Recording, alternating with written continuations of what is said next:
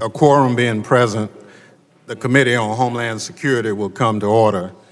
The committee is meeting today for consideration of a number of bills. H.R. 2203, H.R. 3106, H.R. 3246, H.R. 3318, H.R. 3320, H.R. 3356, H.R. 3413, H.R. 3525, H.R. 3526, H.R. 3669, H.R. 3670, H.R. 3675, H.R. 3691, H.R. 3694, H.R. 3699, H.R. 3710, H.R. 3722. The chair announces that any request for recorded votes may be rolled and he may recess the committee at any point. Without objection, so ordered. I now recognize myself for an opening statement. Good morning. Today, the committee is meeting to consider 17 bills addressing important Homeland Security matters spanning the committee's jurisdiction. At the outset, I'd like to thank Ranking Member Rogers for his understanding and cooperation ahead of today's markup. As members know, with the August work period days away, this is a very busy time. Ahead of today's markup, we appreciate all that Matt Eskine, our partner in the Office of Legislative Counsel, your work has not gone unnoticed. Thank you very much. Did all this to get us to this point, particularly given the resource constraints within his office this week. And I might add, he basically was a one-man band, so you've proven your worth. Turning to this business before us, I'm pleased that we appear to have bipartisan agreement on all but three of the measures being considered today. The three measures all relate in one way or another to the current humanitarian crisis on the southern border. By all accounts, the Department of Homeland Security has struggled to respond in a timely, effective manner to the recent surge in children and migrant families apprehended on the southern border.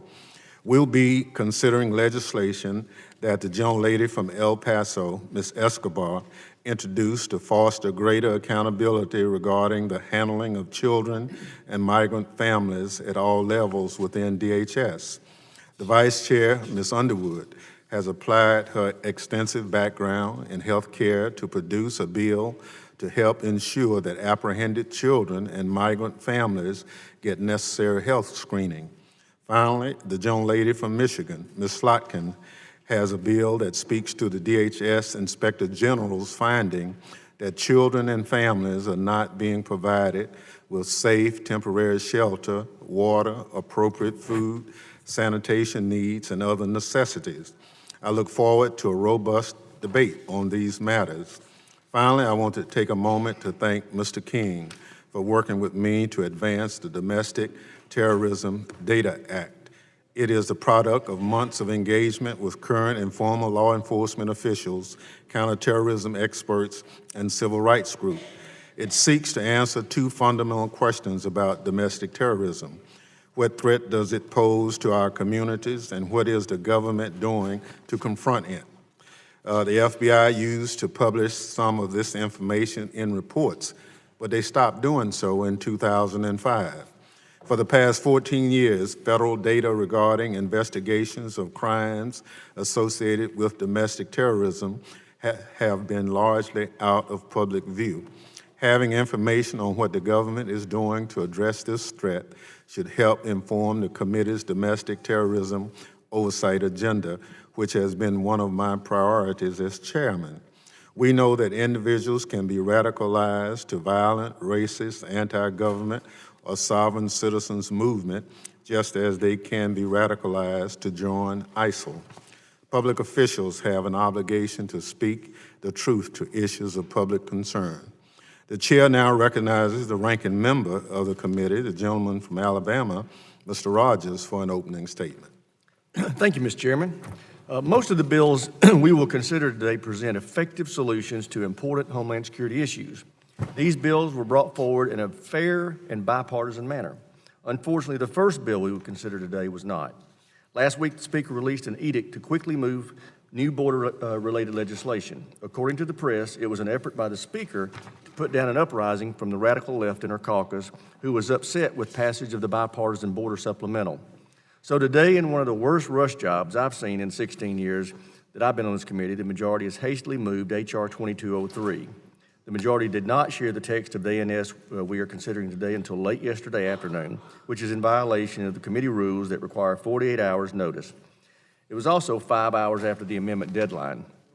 As a result, members on both sides have scrambled to read and understand what the ANS does and redraft their amendments accordingly. It's an absurd that members are being treated this way. It undermines the integrity of the House and the credibility of this committee. We will be having a procedural vote shortly on whether or not the ANS, whether to consider the ANS today. I encourage all members who care about the credibility of this committee to vote no. My hope is that after today, the chairman will return to regular order and commit to conducting our business meetings in a fair and forthright manner. And with that, Mr. Chairman, I yield back. Thank you, Ranking Member Rogers. Other members of the committee are reminded that opening statements may be submitted for the record. By agreement between the chair and ranking member, the committee, by unanimous consent, shall use an amendment roster today. Mr. Chairman? Ranking Member Rogers. Reserving the right to object, and I will not object, would the chair please explain our agreement regarding the amendment roster? I yield to the chairman. I thank the gentleman and all committee members for agreeing to the use of an amendment roster. We've agreed that the bills be open to amendment at any point and that we shall take up amendments in the order listed on the roster. The chair will allow members to offer amendments listed on the roster out of order to the extent practicable and in a manner not prohibited by House or committee rules. Amendments not listed on the roster may be considered at the conclusion of consideration of the roster. Additionally, it is my understanding there is bipartisan agreement on a number of the bills and amendments thereto. Accordingly, the chair will be asking unanimous consent to consider those bills and amendments thereto en bloc in the interest of time. The members with bills or amendments included in the en bloc will still be recognized for a statement at the conclusion of the markup. I thank the chair for this explanation and withdraw my reservation. I now call up H.R. 2203. The bill was circulated in advance and printed copies are available. The clerk shall designate the bill. H.R. 2203, the Homeland Security Improvement Act. Without objection, the first reading is dispensed with and the bill is considered read and open to amendment at any point. I now recognize myself for purposes of offering an amendment in the nature of a substitute. Mr. Chairman, as I explained before, in an effort to rush this bill, the majority has blatantly violated committee rules requiring 48 hours. As I explained before, in an effort to rush this bill, the majority has blatantly violated committee rules requiring 48 hours for members to review legislation. I make a point of order that the amendment in the nature of a substitute to H.R. 2203 violates Committee Rule 5-2B, that it was not properly circulated. I thank the ranking member. As the gentleman is aware, this measure was a late addition to the markup schedule. We worked with Legislative Council on developing an ANS as expeditiously as possible, but did not receive found text shortly before 3 p.m. yesterday. I immediately directed the clerk to circulate the text to committee members. Despite our best efforts, the amendment in nature of a substitute was circulated to members of the committee outside of our normal noticing deadline, and the point of order is sustained. Accordingly, the chair moves that the committee consider the measure under Rule 11, Clause 2G3B2. All in favor say aye. Aye. Aye. All opposed say no. No. In the opinion of the chairs, the ayes have it, and the motion is agreed to. I'd like to request a recorded vote, Mr. Chairman. Recorded vote is ordered. The clerk shall call the roll. Ms. Jackson Lee. Aye. Ms. Jackson Lee votes aye. Mr. Langevin. Aye. Mr. Langevin votes aye. Mr. Richmond. Mr. Richmond. Mr. Payne. Aye. Mr. Payne votes aye. Ms. Rice. Ms. Rice votes aye. Mr. Correa. Mr. Correa votes aye. Ms. Torres Small. Ms. Torres Small votes aye. Mr. Rose. Mr. Rose votes aye. Ms. Underwood. Ms. Underwood votes aye. Ms. Slotkin. Ms. Slotkin votes aye. Mr. Cleaver. Mr. Cleaver. Mr. Green of Texas. Mr. Green of Texas votes yea. Ms. Clark. Ms. Clark votes aye. Ms. Titus. Ms. Titus votes aye. Mrs. Watson Coleman. Mrs. Watson Coleman votes aye. Ms. Berrigan. Ms. Berrigan votes aye. Mrs. Demings.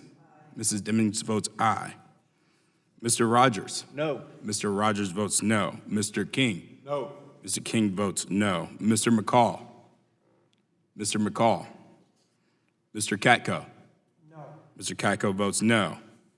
Mr. Ratcliffe. Mr. Ratcliffe. Mr. Walker.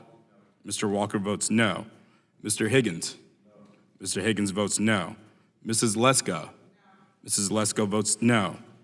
Mr. Green of Tennessee. Mr. Green of Tennessee votes no. Mr. Taylor. Mr. Taylor votes no. Mr. Joyce. Mr. Joyce votes no. Mr. Crenshaw. Mr. Crenshaw votes no. Mr. Guest. Mr. Guest votes no. Mr. Richmond. Mr. Cleaver. Mr. McCall. Mr. Ratcliffe.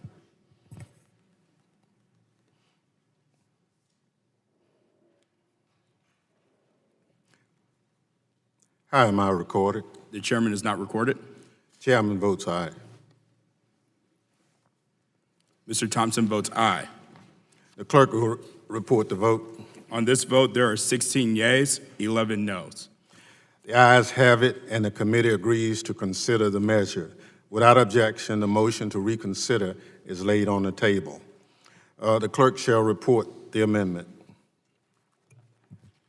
An amendment in the nature of the substitute to H.R. 2203. Without objection, the reading is dispensed with. An amendment in the nature of a substitute shall be considered base text for purposes of amendment. I recognize myself to explain the amendment.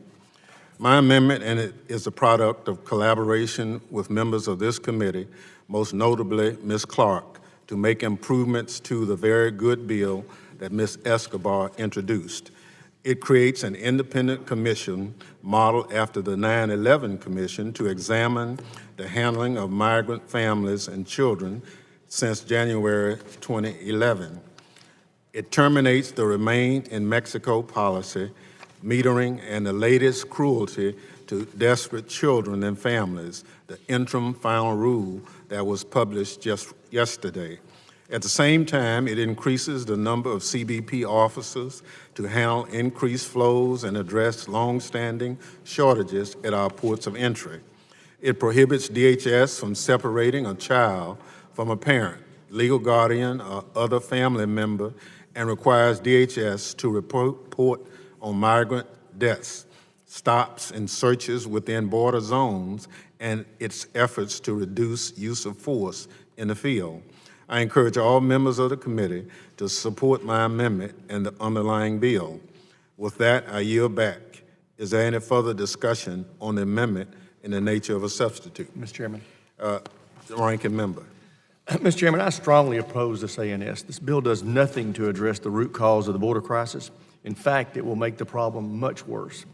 It should be called the Open Borders Act of 2019. The bill expressly allows for the release of all migrants within 72 hours of apprehension, regardless of whether they've been screened to determine criminal history. It effectively shuts down interior enforcement checkpoints by forcing federal, state, and local law enforcement officers to fill out extensive paperwork documenting every single one of the hundreds of routine encounters they have with individuals on a daily basis. The bill prohibits trained federal law enforcement officers from removing migrant children from the clutches of human smugglers or individuals who have been convicted of sex crimes. Under the bill, the child must remain in the custody of the smuggler or sex offender until the state court can decide on the matter. This is one of the most appalling provisions I've ever seen come from this committee. And the provision is so poorly drafted that it not only applies to migrant children, but also to U.S. citizen children within 100 miles of the border. The bill blocks the president's recent efforts to bring integrity back to the asylum process. It terminates migrant protection protocol with Mexico that has helped alleviate dangerous overcrowding at our ports of entry and provided migrants with fair and orderly process to request asylum. Finally, the bill sets up a partisan commission stacked with Democrat lawmakers to investigate the Trump administration's handling of the border crisis. Beyond being another Democrat witch hunt, the commission completely undermines the authority and jurisdiction of this committee. After all the bipartisan work we've done to grow and protect our jurisdiction, I'm astounded that we're moving this bill today that transfers our responsibility for DHS oversight to another committee. This bill is riddled with absurd policy provisions that jeopardize border security, endanger the lives of children, demoralize law enforcement, and threaten the safety of our communities. I urge all members to oppose the bill, and with that, I yield back, Mr. Chairman.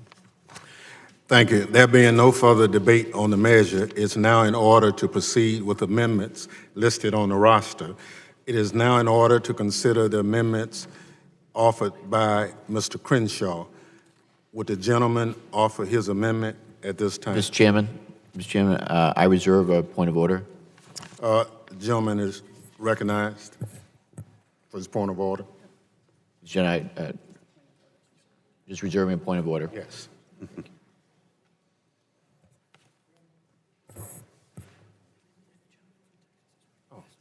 Mr. Crenshaw. Thank you, Mr. Chairman. I'm disappointed that a point of order was raised, but I will speak on this amendment. The reason I'm disappointed is because this amendment shouldn't be all that controversial. It's just data collection. This amendment would allow DHS to collect data on what is a controversial topic, which is the subject of sanctuary cities. And when we debate a controversial topic in this country, we would think that we would want all of the information possible in order to inform our debate and inform our decisions. This amendment would simply identify sanctuary cities. It would collect data on crimes committed by illegal aliens within those sanctuary cities. It does not do anything beyond that. Simple data collection. And look, at some point, I think as a country, we have to make a decision. Do we value our sovereignty or not? Do we value this basic idea that we should be able to manage who comes in and out of our borders? And we often accuse the other side of being for open borders. I don't know, honestly, how my colleagues feel about that. I really don't. I hope to an extent it upsets them, because I would think that we would all want a managed border system, but I do honestly fear that we have gotten to a point where we are actually debating between open borders and managed borders. And I hope we're not there. I honestly do not hope we're there, but all indicators seem to speak towards the fact that we are there. We don't want walls, no physical barriers of any kind to prevent anybody from just walking across our border, okay? No reforms to the asylum process. In fact, this bill completely reverses any attempt to stop the abuses on our asylum process. Decriminalize illegal border crossings. That's another one we've heard. No internal enforcement, no deportations. This bill makes it extremely difficult to do any kind of internal enforcement. That 72 hours issue with the fact that migrants must be released after 72 hours, no internal enforcement, make it more difficult for police to conduct checkpoints. And now, we won't even hear this amendment, which would simply collect data to inform our decisions about internal enforcement. I have no choice but to believe that this is a direction towards open border policy. And I hope we're not there. I honestly don't. I withdraw my amendment and yield back, Mr. Chairman. Gentleman withdraws his amendment.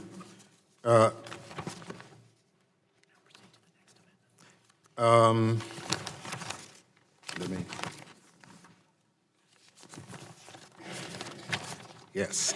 It's now in order to consider the amendment offered by the gentlelady from Arizona, Ms. Lesko. Would the gentlelady like to offer her amendment at this time? Thank you, Mr. Chairman. I would. Members, this bill includes some poison pills that could strengthen the grip that smugglers have on vulnerable children and further damage our immigration system. My amendment, there's 3 parts to it.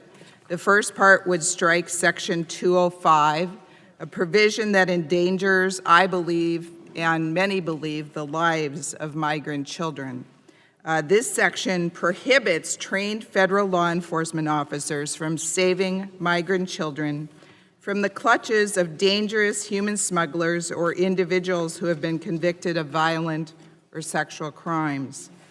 There's an example as recently as May of this year where a DHS law enforcement officers caught a Honduran man trying to enter the country with an unrelated, it wasn't his child, unrelated 6-month-old infant.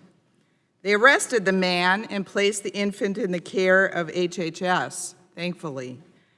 But under this bill, particularly this section, if you read it carefully, that 6-month-old infant would have remained in the custody of the human smuggler because under this section prohibited from removing the child.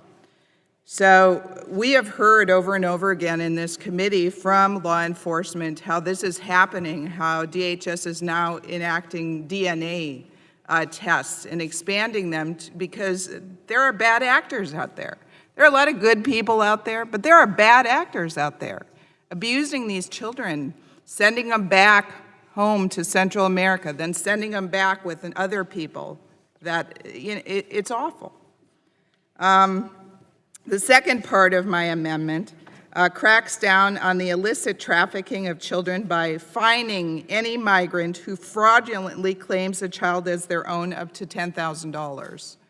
So, to me, this is very reasonable, a fine of $10,000 if you're fraudulently using a child. And it's really sad because we've heard cases where the parents are actually selling their children, letting these smugglers use their children to fake that they're some kind of family unit by abusing our loose immigration laws.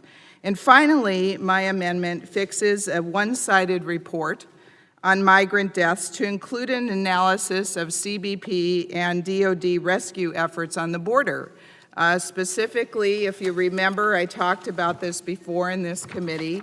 There was a case in Arizona where they found a young girl, 7 years old, had died in the desert because the cartels and the smugglers had just left them there. These people don't care. The smugglers don't care about these people at all.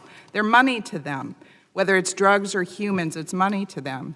And so it was with DOD funds transferred for the use of the Arizona National Guard that they sent out the rescue planes and were able to at least find the other family members so they didn't die too. And so that's what, if we're gonna start placing blame, we better start saying what the CBP officers and the use of DOD funding for the National Guard at the border and troops at the border, how it actually helps save the lives of migrants.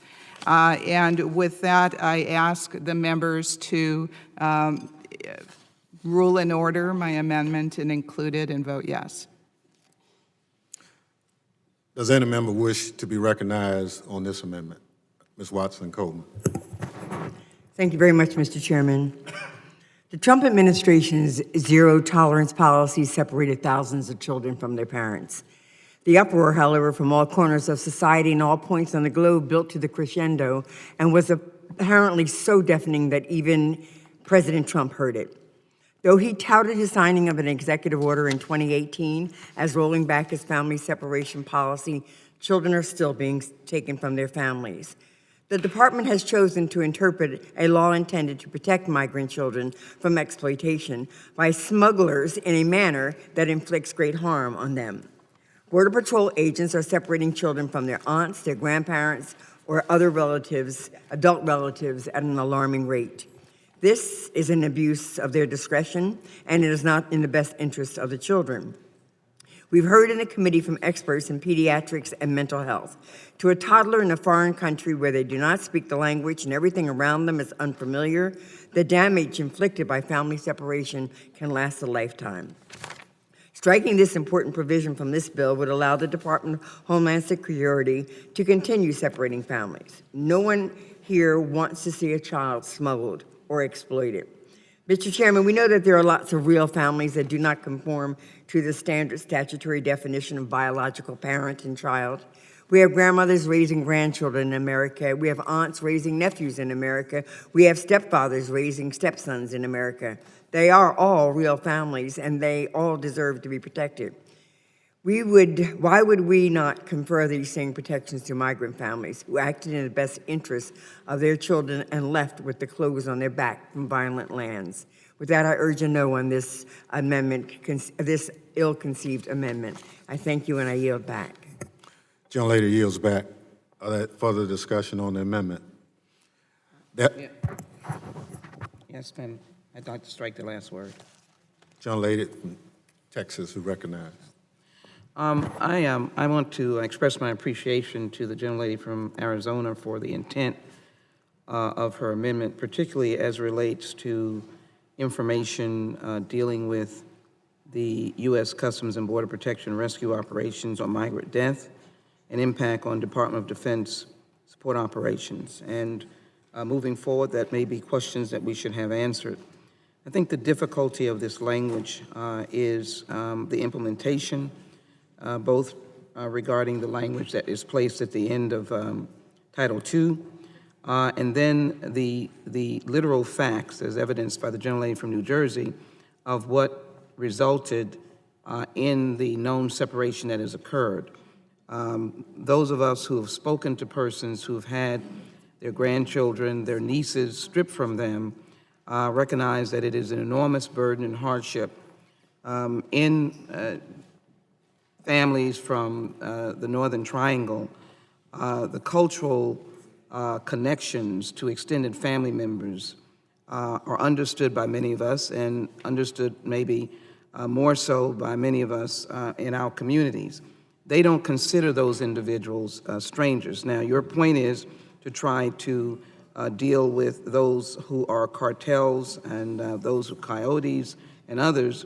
I would offer to say that enhanced training of the Border Patrol agents, the CBP officers, all of that, I think, plays a much more effective role than the way this is now written. The Border Patrol already operates under the laws of the United States. There's already laws against child smuggling and penalties against child smuggling. It's a crime. So it's really the responsibility of Border Patrol, which we just gave $4.6 billion. I would support increased Border Patrol agents to help interdict those smugglers. And I think in this instance, we would distract from the idea that we want to protect children and their guardians who are legitimate from the forced separation because of lack of knowledge, lack of information, or stereotyping, or not understanding familial race relationships. So I would support the gentlelady's intent. I am certainly a strong advocate and legislative background on human trafficking. I don't want to see any of that, but I do think we already have the tools as long as we enhance the structure at the border as relates to the personnel. Training for them would be a better approach. With that, I yield back, and I sadly oppose the gentlelady's amendment. Any other discussion? Mr. Chairman. Gentleman from Louisiana, Mr. Higgins. Thank you, Mr. Chairman. I support this amendment, and I yield to my colleague from Arizona. Damn, you went all the way over there. Thank you. Mr. Chairman, I would just like to briefly respond to Representative Jackson Lee's comments and ask my Democratic colleagues, if they are not going to support my amendment, that they do consider some type of an amendment to protect these children when the cartels are fraudulently saying that they are related or they're their parents of their children. And again, I obviously ask that you support my amendment, but, you know, I guess you probably aren't going to. And if you don't, would consider some type of language before this bill gets, all the way through. I don't know where we would do that. Maybe in rules. We could do it in rules. I'm a member of the Rules If the Committee. gentlelady will yield, Yeah. we'd be more than happy to work with you on some language to get to the Rules Committee. All right, thank you. I yield back, Mr. Chairman. Thank you. Gentlelady from California, Ms. Barragon. Thank you. I just want to speak to how critically important Section 205 is and why I oppose this amendment. I have been to the southern border many, many times, and we are hearing that family members are still being separated. And how is that happening? Well, if you come with a sibling, that's not considered a family under the way the law is defined. So you are then separated. If you come with an aunt or an uncle, you are not considered family and are then separated. Section 205 says you are not to separate those family members anymore. Now, when you talk to agents on the southern border, they will tell you, we don't have a choice. That's the law. If you don't like that and you want them to remain together because they're family units, then change it. That is what Section 205 is doing. And that's one of the reasons I strongly oppose this amendment. If you've been to the southern border and you've talked to the agents, they will tell you their intention is not to separate family units, but that is what is happening. And so separation is continuing to happen. And it's devastating, it's causing trauma to family members, and it shouldn't be done, and that's why I oppose the amendment. With that, I yield back. Gentlelady yields back. There being no further discussion, the question now occurs on adoption of the amendment as offered by Ms. Lesko. All those in favor say aye. Aye. All those opposed, no. No. In the opinion of the chair, the noes have it, and the amendment is not agreed to. Mr. Chair, I call for a roll call vote. A roll call vote is ordered. Will the clerk call the roll? Ms. Jackson Lee. No. Ms. Jackson Lee votes no. Mr. Langevin. No. Mr. Langevin votes no. Mr. Richmond. Mr. Richmond. Mr. Payne. No. Mr. Payne votes no. Ms. Rice. Ms. Rice votes no. Mr. Correa. No. Mr. Correa votes no. Ms. Torres Small. Ms. Torres Small votes no. Mr. Rose. No. Mr. Rose votes no. Ms. Underwood. No. Ms. Underwood votes no. Ms. Slotkin. Ms. Slotkin votes no. Mr. Cleaver. Mr. Cleaver. Mr. Green of Texas. Mr. Green of Texas votes nay. Ms. Clark. Ms. Clark votes no. Ms. Titus. Ms. Titus votes no. Mrs. Watson Coleman. Mrs. Watson Coleman votes no. Ms. Berrigan. Ms. Berrigan votes no. Mrs. Demings. Mrs. Demings votes no. Mr. Rogers. Yes. Mr. Rogers votes yes. Mr. King. Yes. Mr. King votes yes. Mr. McCall. Mr. McCall. Mr. Katko. Mr. Katko votes yes. Mr. Ratcliffe. Mr. Ratcliffe. Mr. Walker. Mr. Walker votes yes. Mr. Higgins. Mr. Higgins votes yes. Mrs. Lesko. Mrs. Lesko votes yes. Mr. Green of Tennessee. Mr. Green of Tennessee votes yes. Mr. Taylor. Mr. Taylor votes yes. Mr. Joyce. Mr. Joyce votes yes. Mr. Crenshaw. Mr. Crenshaw votes yes. Mr. Guest. Mr. Guest votes yes.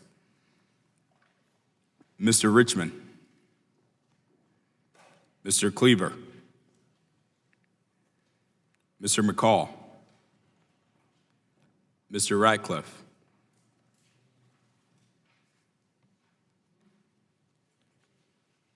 How am I recorded? The chair is not recorded. Chair votes no. Clerk will announce the vote. On this vote, the yeas are 11, the nays are 16. The amendment is not adopted. It is now in order to consider the amendment ordered by the gentleman from Pennsylvania, Mr. Joyce. Would the gentleman like to offer his amendment at this time? Yes, Mr. Chairman. Thank you. The clerk will report the amendment.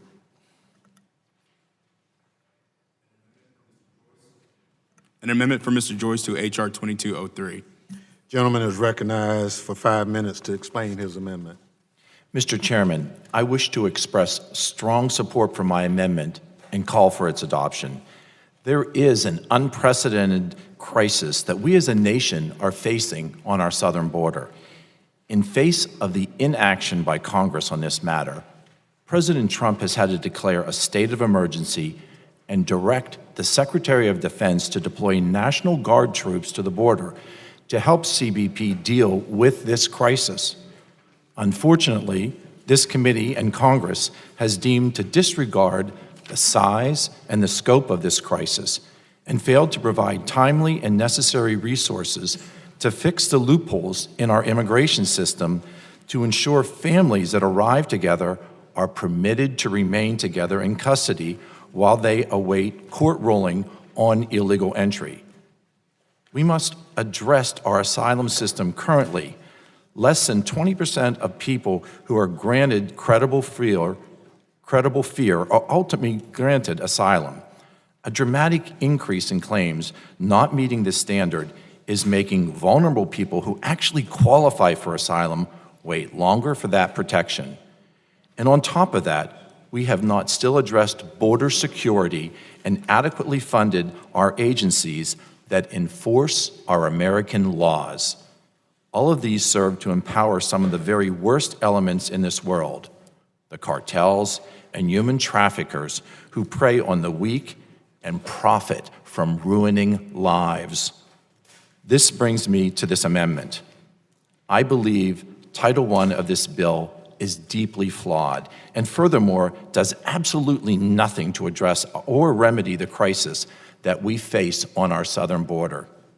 Title I of the Escobar bill establishes a partisan commission stacked with Democrat lawmakers to investigate President Trump's handling of the border crisis. Establishing a partisan commission to further harass this administration is not in the best interest of assembling bipartisan coalition that will be necessary to truly deal with this issue. Some of the major problems with the structure set out by this bill are 6 of 10 members are Democrats, with the chairman being appointed by Speaker Pelosi. Commissioners are not required to have any border security or law enforcement experience. It authorizes a baseline of $3 million to carry out prescribed functions and 6-figure salaries for the staff of the commission. This commission will only look at the last 2 years, rather than going back to when this crisis truly started under President Obama with the unaccompanied minor crisis of 2014. My amendment would strike this title completely from this bill. I urge its adoption. I urge that instead of continuing down this path of partisan finger-pointing, when the blame rests entirely on our shoulders to change the laws, the American people elected us to deal with the most pressing issues facing our nation, and I fear that we are falling short. With that, I urge the adoption of this amendment and respectfully yield the balance of my time. Gentleman yields. Does any member wish to be recognized for this amendment? Gentlelady from New York is recognized for 5 minutes. Thank you very much, Mr. Chairman. Are you kidding me? I must oppose this gentleman's amendment. Today, our nation faces a humanitarian crisis of epic proportion on our southern border. Children have died in U.S. custody. Families have been separated. Human beings are being packed into cells to the extent where they are subject to the most inhumane conditions imaginable. Families are fleeing life-threatening violence and seeking asylum. When America's values are under assault, we can't just talk about it. We need an independent commission with the power to actually get at answers. Nearly 18 years ago, 19 terrorists hijacked 4 planes and carried out the most devastating attack on U.S. soil since Pearl Harbor. The scale of the attack, from planning to execution, exposed fateful gaps in aviation security, information sharing, and coordination among agencies critical to our national security. In the years leading up to 9/11, we failed to heed the warning signs that our national security apparatus had not fully adapted to the needs of the 21st century. The 9/11 attacks, however, forced the federal government to do a wholesale review of the national ability to prevent and respond to a terrorist attack. The 9/11 Commission was the linchpin of this effort. Our nation is safer, more secure, and more able to thwart terrorism because we had the benefit of the 9/11 Commission's objective review and recommendations. Today, our nation faces a different kind of crisis, a humanitarian crisis. Certainly, the causes and impacts of the humanitarian crisis at the southern border and the 9/11 attacks are very different, but the events share one common thread. They each reveal troubling shortcomings in the federal government's ability to coordinate among agencies and to carry out a shared mission. We have appropriated over $4 billion in additional resources to address the crisis at the border, but everyone here knows that throwing money at the problem is not enough. We have to understand the underlying capability gaps and challenges. Our national security apparatus benefited immensely from the expertise of the 9/11 Commission, and I believe that it is the right approach to improve our understanding of the current crisis. As we speak, at least 7 migrant children have died while in our custody, shortly after being released from U.S. custody. Migrants are enduring overcrowding in short-term detention facilities, and disturbing reports of migrant abuse at the hands of a small number of Border Patrol agents are surfacing at unacceptable levels. Those tasked with carrying out the administration's border policies are overwhelmed and lack necessary guidance. Last summer, we saw children traumatized after being separated from their parents and reunification efforts undermined by poor record keeping. CBP is struggling to comply with the mandate to transfer migrants out of its custody after 72 hours, and the conditions at facilities are a public health nightmare. And while we have heard about some Border Patrol agents who have abused their power, many are themselves perplexed by this administration's cruel and thoughtless border policies. America is better than this. We owe it to the migrants seeking refuge, the workforce charged with enforcing border and immigration policy, and the public to address this crisis at the border, and an independent commission is the best way to do that. I urge my colleagues to oppose this amendment, and I yield back the balance of my time. Gentlelady yields back. That any member wish to be recognized on this amendment? There being no further discussion, the question now occurs on adoption of the amendment offered by Mr. Joyce. All those in favor say aye. Aye. All those opposed, no. No. In the opinion of the chairs, the noes have it, and the amendment is not agreed to. A recorded vote is requested. The clerk will call the roll. Ms. Jackson-Lee? No. Ms. Jackson-Lee votes no. Mr. Langevin? No. Mr. Langevin votes no. Mr. Richmond? Mr. Richmond? Mr. Payne? No. Mr. Payne votes no. Ms. Rice? Ms. Rice votes no. Mr. Correa? No. Mr. Correa votes no. Ms. Torres Small? Ms. Torres Small votes no. Mr. Rose? Mr. Rose votes no. Ms. Underwood? Ms. Underwood votes no. Ms. Slotkin? Ms. Slotkin votes no. Mr. Cleaver? Mr. Cleaver? Mr. Green of Texas? Mr. Green of Texas votes nay. Ms. Clark? Ms. Clark votes no. Ms. Titus?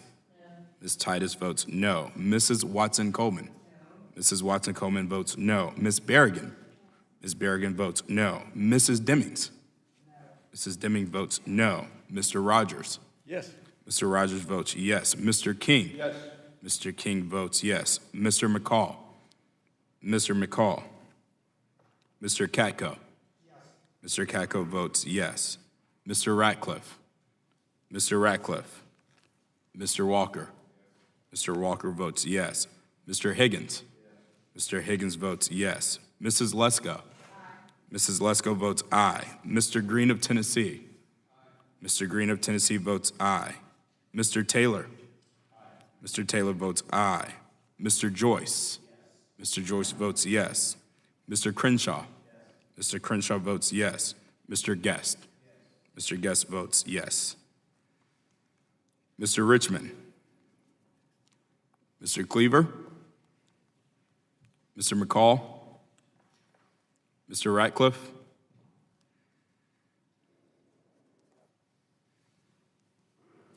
How am I recorded? The chair is not recorded. Chair votes no. Mr. Thompson votes no. The clerk will tally and report the vote. On this vote, the yeas are 11, the noes are 16. The amendment is not agreed to. It is now in order to consider the amendment offered by the gentleman from Louisiana, Mr. Higgins. Will the gentleman like to offer his amendment? Yes, Mr. Chairman. The clerk will report the amendment.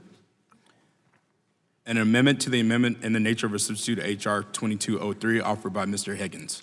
Gentleman is recognized for 5 minutes to explain his amendment.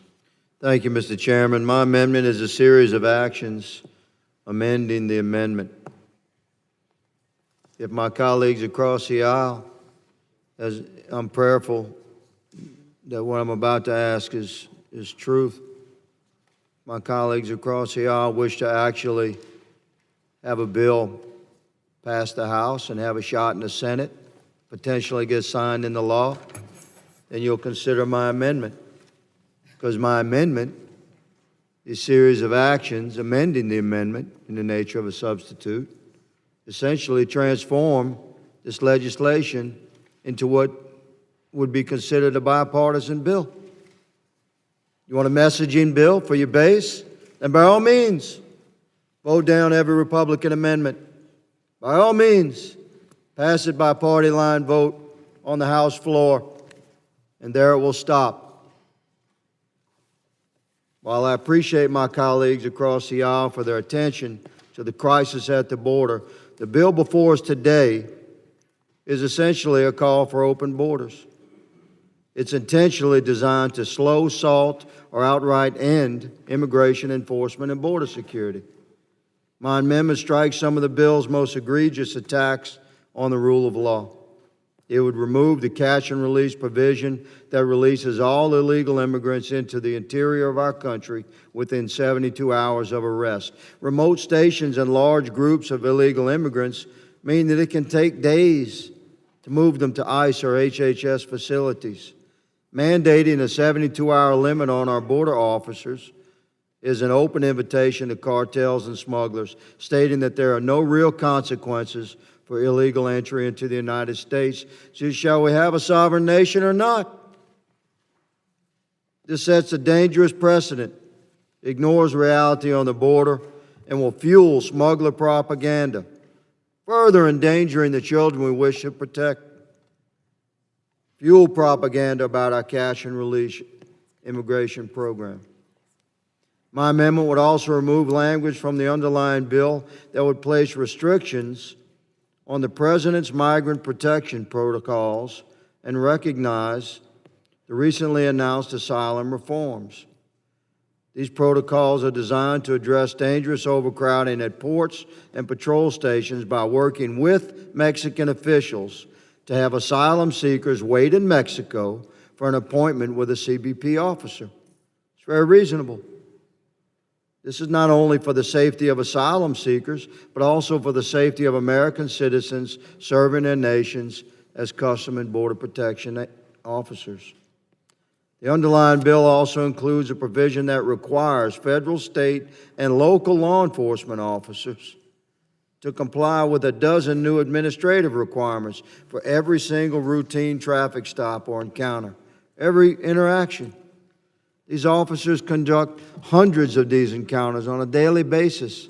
My amendment would strike this provision, which is designed to pull border agents away from their primary mission and overburden or even shut down border and immigration enforcement operations.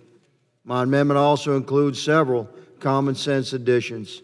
It would add language to bar aliens who file a complaint with the bill's newly created ombudsman from using their complaint to stall pending removal of criminal proceedings. They'll game the systems if we don't fix this. It would also expand the GAO report on the border crisis to investigate the impact of mass smuggling operations and add a requirement that the bill's activist-heavy border advisory panel includes individual with actual boots-on-the-ground border security expertise. What's wrong with that? Our response to the border crisis should be driven by frontline agents, not career politicians and D.C. bureaucrats. Mr. Chairman, no one on this committee, I respect every man and woman present. We're patriots all, have great admiration and respect for my colleagues here present today.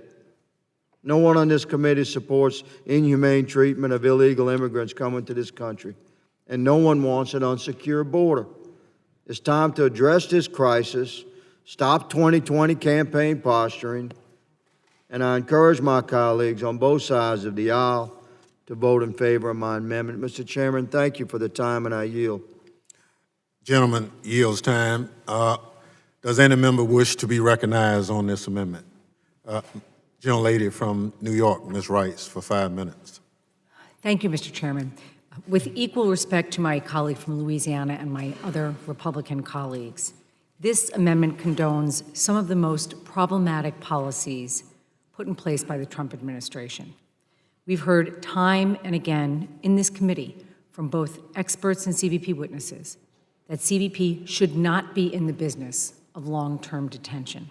Yet this amendment would allow just that.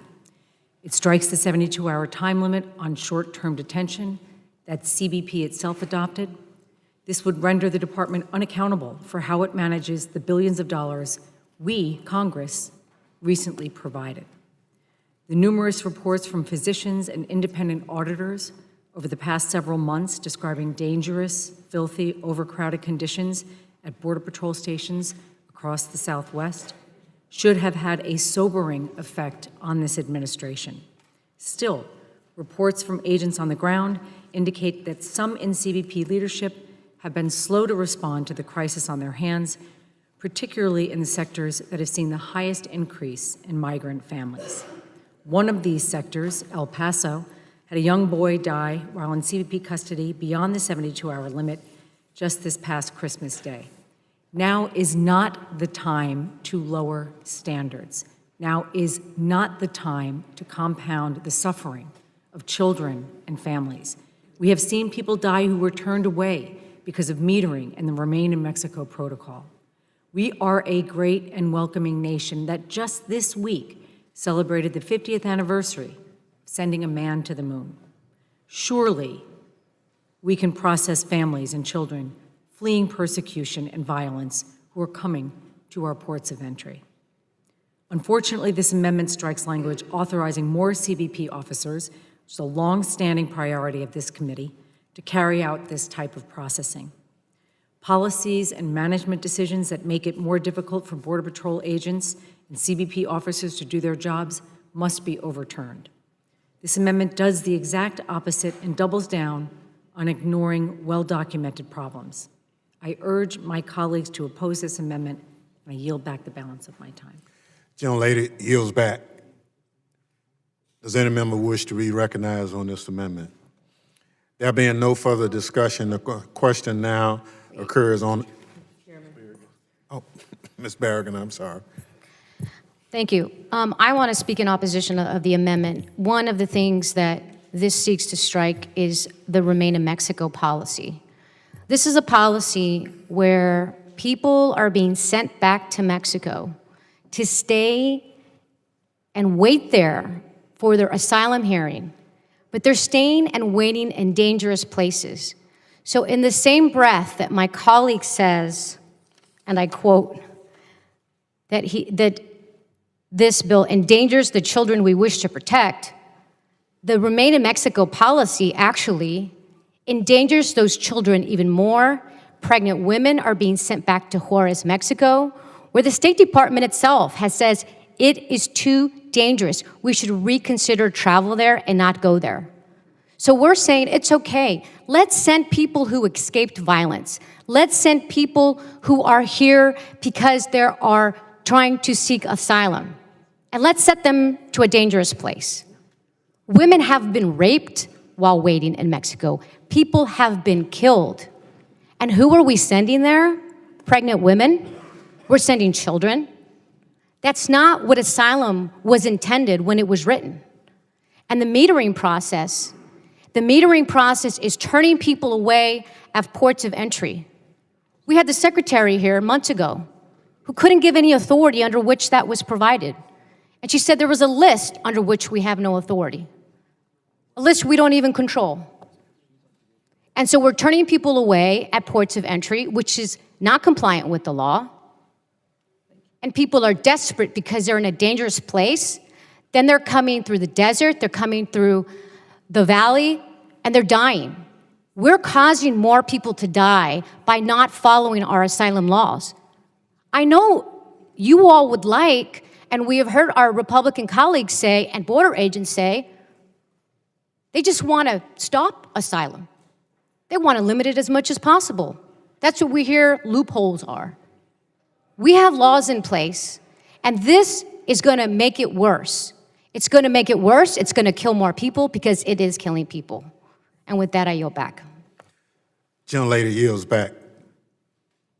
There being no further discussion, the question now occurs on adoption of the amendment offered by Mr. Higgins. All those in favor will say aye. Aye. All those opposed will say no. No. In the opinion of the chairs, the noes have it, and the amendment is not agreed to. Mr. Chairman, I ask for a recorded vote. Recorded vote has been requested. The clerk will call the roll. Ms. Jackson-Lee. No. Ms. Jackson-Lee votes no. Mr. Langevin. No. Mr. Langevin votes no. Mr. Richmond. Mr. Richmond. Mr. Payne. No. Mr. Payne votes no. Ms. Rice. Ms. Rice votes no. Mr. Correa. No. Mr. Correa votes no. Ms. Torres-Small. Ms. Torres-Small votes no. Mr. Rose. Mr. Rose votes no. Ms. Underwood. Ms. Underwood votes no. Ms. Slotkin. Ms. Slotkin votes no. Mr. Cleaver. Mr. Cleaver. Mr. Green of Texas. Mr. Green of Texas votes nay. Ms. Clark. Ms. Clark votes no. Ms. Titus.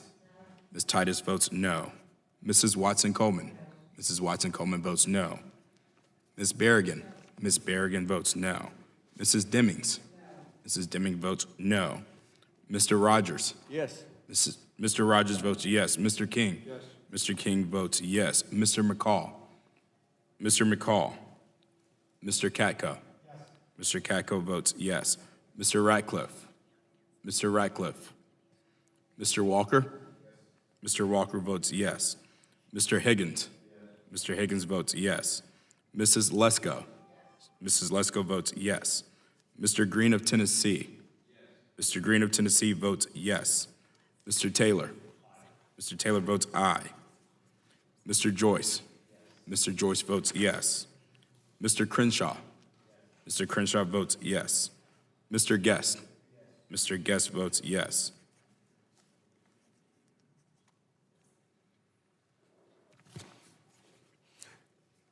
How am I recorded? The chair is not recorded. Chair votes no. Mr. Thompson votes no. The clerk will tally and report the vote. On this vote, the yeas are 11 and the nays are 16. The amendment is not agreed to. It is now in order to consider the amendment offered by the gentleman from Tennessee, Mr. Green. Would the gentleman like to offer his amendment at this time? Yes, I would, Mr. Chairman, and thank you. The clerk will report the amendment.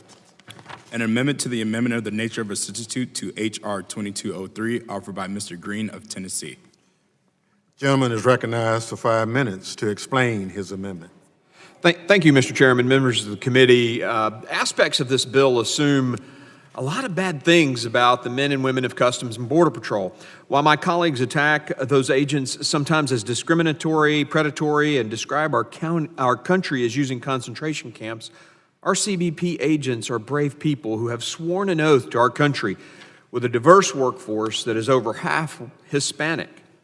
They're working tirelessly every day to defend against drug smugglers and human traffickers and to aid and assist those crossing our border to ensure their health and well-being and their safety from those who wish to do them harm. While my colleagues cry out for the tough and difficult situations many who cross our border experience, their policies are not approaching it in the right manner to help discourage dangerous treks and to help defend those migrants from harm once they've made the trek. This bill's array of new mandates are designed to second-guess officers and insert open border activists into the law enforcement process, activists whose unintended consequences will be more people in harm's way. My amendment replaces these errors with common-sense operation procedures preventing any of these accidents from occurring. For example, striking the bill's extrajudicial and unconstitutional ombudsman. The ombudsman is designed to investigate complaints made by illegal immigrants against officers, unilaterally provide whatever remedies the office deems appropriate. This could include adjustments of immigration status or monetary damages. Such changes could be made through proper authorities, but doing so through a singular, unelected bureaucrat with no accountability sets up a system that gives an executive branch official the ability to undo our legislative branch actions. Let me say that again. The ombudsman gives the executive branch the ability to arbitrarily and at their own judgment undo the legislative branch. This amendment adds language to protect the identity of CBP and ICE employees, contractors, and cooperating entity personnel who have had complaints filed against them without due process. Do we need these employees who violate the law to be held accountable? Absolutely, but to allow those innocent to be slandered is poor legislating, terrible policy, and an awful way to treat those who are serving our country.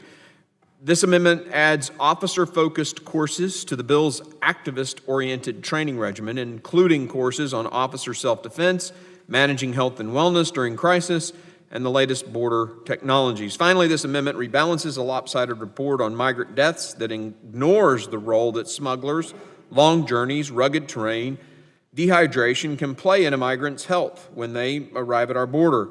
This change adds a clear evaluation of the non-CBP related factors that can lead to tragic migrant deaths. We must do everything that we can to protect migrants from such tragedies, and I implore my colleagues to look out for these migrants with this amendment. I'm a doctor. I had to swear, do no harm, but that did not include just not actively harming someone. It also included not encouraging them to take actions that would lead to their harm. If my colleagues wanted the whole story, they would ask for the whole story. Please, now's your chance to accept this amendment and do so. We must protect these people from harm, and this amendment ensures that we will actually account for those significant factors that are causing the harm if reporting on the full spectrum instead of limited scope of what leads to tragic migrant deaths. Let me reiterate that lastly, again, this amendment prevents the ombudsman from being created and giving power to the executive branch, a position where they could arbitrarily undo what the legislative branch is doing. Think about that. The way the bill's worded right now, it creates this ombudsman who can undo what we decide. You're giving that power to the executive branch unless you accept this amendment. Think about that. Thank you, Mr. Chairman. Gentlemen, 5 minutes have passed. What I'd like to do as chair is speak in opposition to Mr. Green's amendment. If we've learned anything from this administration's handling of this humanitarian crisis, is that it is warranted at this moment is more accountability and not less. One of the strengths of the Escobar legislation is that it establishes an independent ombudsman for border security and immigration-related concerns. This independent and neutral entity would provide a centralized process for individuals who believe they have been harmed by the department. It would be available to a Border Patrol agent who was ignored by a supervisor after alerting her conditions to put the agent's safety in jeopardy. It would be available to a U.S. citizen who is allowed to opt out of CBP's facial recognition program at an airport when departing from the U.S. It would be available to a lawyer who represents a toddler who had been in an overcrowded cage in a Border Patrol station for well over 72 hours without access to a bed or a warm meal. Striking this provision would not only risk leaving people in harm's way, but it would also eliminate a needed tool for transparency.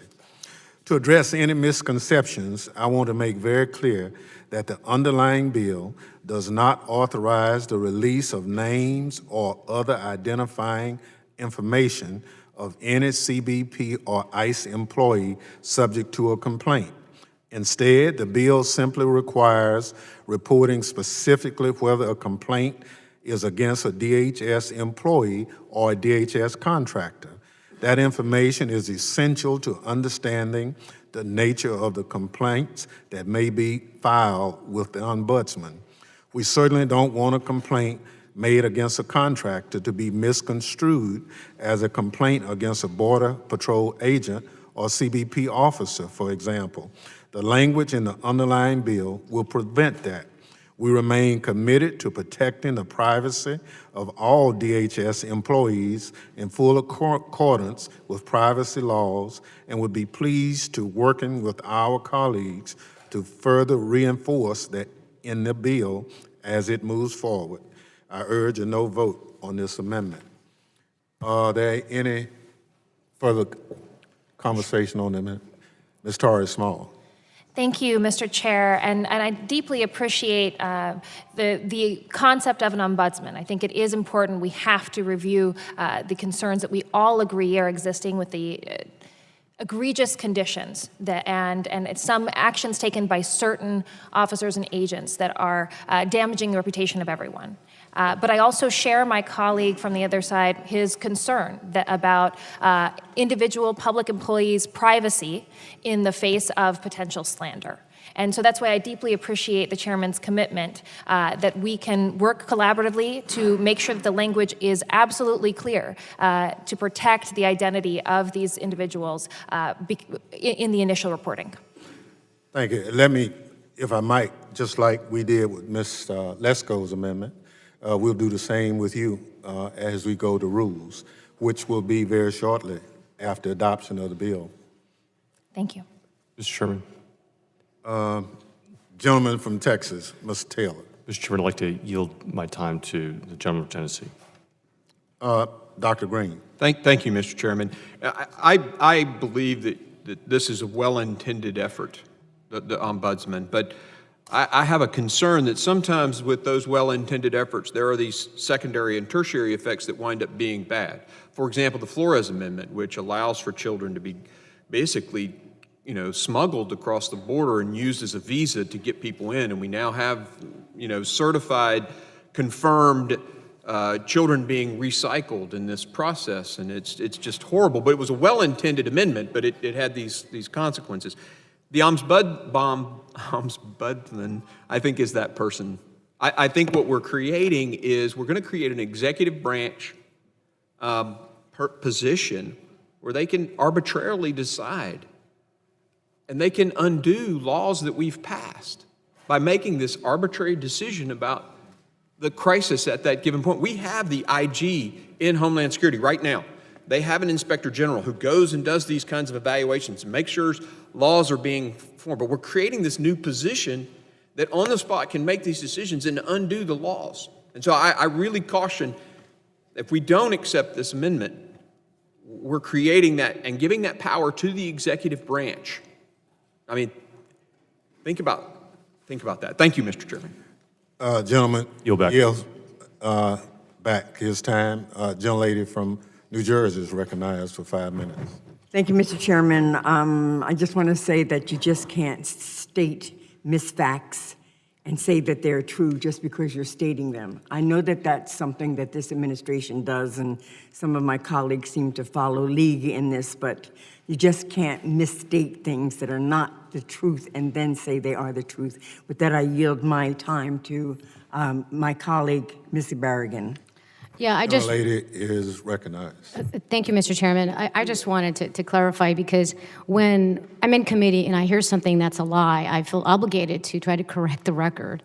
To state that the Flores decisions allow smuggling of children is pretty outrageous.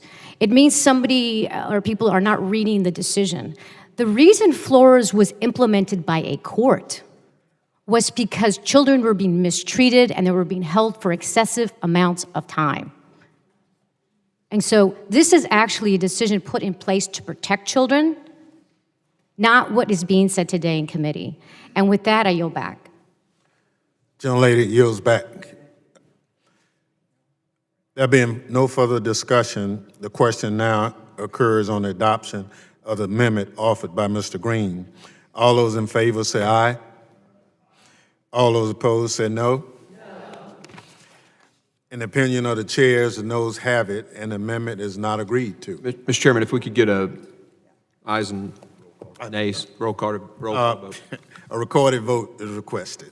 The clerk will call the roll. Ms. Jackson Lee. Ms. Jackson Lee. Mr. Langevin. Mr. Langevin votes no. Mr. Richmond.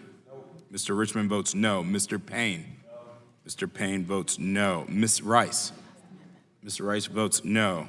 Mr. Correa. Mr. Correa votes no. Ms. Torres Small. Ms. Torres Small votes no. Mr. Rose. Mr. Rose votes no. Ms. Underwood. Ms. Underwood votes no. Ms. Slotkin. Ms. Slotkin votes no. Mr. Cleaver. Mr. Cleaver. Mr. Green of Texas. Nay. Mr. Green of Texas votes nay. Ms. Clark. Ms. Clark votes no. Ms. Titus. Ms. Titus votes no. Mrs. Watson Coleman. No. Mrs. Watson Coleman votes no. Ms. Berrigan. Ms. Berrigan votes no. Mrs. Demings. Mrs. Demings votes no. Mr. Rogers. Mr. Rogers votes yes. Mr. King. Yes. Mr. King votes yes. Mr. McCall. Mr. McCall. Mr. Katko. Mr. Katko votes yes. Mr. Ratcliffe. Mr. Ratcliffe votes yes. Mr. Walker. Mr. Walker votes yes. Mr. Higgins. Mr. Higgins votes yes. Mrs. Lesko. Mrs. Lesko votes yes. Mr. Green of Tennessee. Mr. Green of Tennessee votes yes. Mr. Taylor. Mr. Taylor votes aye. Mr. Joyce. Mr. Joyce votes yes. Mr. Crenshaw. Mr. Crenshaw votes yes. Mr. Guest. Mr. Guest votes yes. Ms. Jackson Lee. Mr. Cleaver. Mr. McCall. How am I recorded? The chair is not recorded. Chair votes no. Mr. Thompson votes no. Clerk will tally the votes.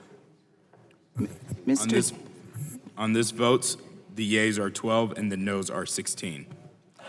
The amendment is not agreed to. Mr. Chair, I have a point of inquiry, and on this last discussion we had, I thought it became very close to when someone said that someone lied. I thought it was very close to the line of blurring that we're not supposed to accuse other members of things. So I just wanted to bring that up. Well, I respect the gentlelady's opinion, but, we are adults, and if it's not the truth, it's not the truth. So however you discuss it, but I understand your position. There being no further amendments listed on the roster, are there any further amendments to the measure? There being no further discussion and no further amendments listed on the roster, the question now occurs on agreeing to the amendment in the nature of a substitute to H.R. 2203. All those in favor signify by saying aye. Aye. All those opposed signify by saying no. In the opinion of the chairs, the ayes have it, and the amendment in the nature of a substitute is agreed to. Chairman. Gentlemen Call for a recorded vote. A recorded vote has been requested. Clerk will call the roll. Ms. Jackson Lee. Ms. Jackson Lee. Mr. Langevin. Aye. Mr. Langevin votes aye. Mr. Richmond. Aye. Mr. Richmond votes aye. Mr. Payne. Aye. Mr. Payne votes aye. Ms. Rice. Ms. Rice votes aye. Mr. Correa. Aye. Mr. Correa votes aye. Ms. Torres Small. Ms. Torres Small votes aye. Mr. Rose. Aye. Mr. Rose votes aye. Ms. Underwood. Ms. Underwood votes aye. Ms. Slotkin. Ms. Slotkin votes aye. Mr. Cleaver. Mr. Cleaver. Mr. Green of Texas. Yay. Mr. Green of Texas votes yay. Ms. Clark. Ms. Clark votes aye. Ms. Titus. Ms. Titus votes aye. Mrs. Watson Coleman. Mrs. Watson Coleman votes yes. Ms. Berrigan. Ms. Berrigan votes yes. Mrs. Demings. Mrs. Demings votes aye. Mr. Rogers. No. Mr. Rogers votes no. Mr. King. No. Mr. King votes no. Mr. McCall. Mr. McCall. Mr. Katko. Mr. Katko votes no. Mr. Ratcliffe. Mr. Ratcliffe votes no. Mr. Walker. Mr. Walker votes nay. Mr. Higgins. No. Mr. Higgins votes no. Mrs. Lesko. Mrs. Lesko votes no. Mr. Green of Tennessee. Mr. Green of Tennessee votes no. Mr. Taylor. Mr. Taylor votes nay. Mr. Joyce. Mr. Joyce votes no. Mr. Crenshaw. Mr. Crenshaw votes no. Mr. Guest. Mr. Guest votes no. Ms. Jackson Lee. Mr. Cleaver. Mr. McCall.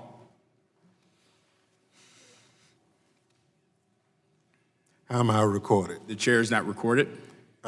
Chair votes aye. Mr. Thompson votes aye. The clerk will report the vote. On this vote, the yeas are 16 and the nays are 12. The ayes have it. The motion is agreed to, and the measure as amended is ordered to be reported to the House with a favorable recommendation.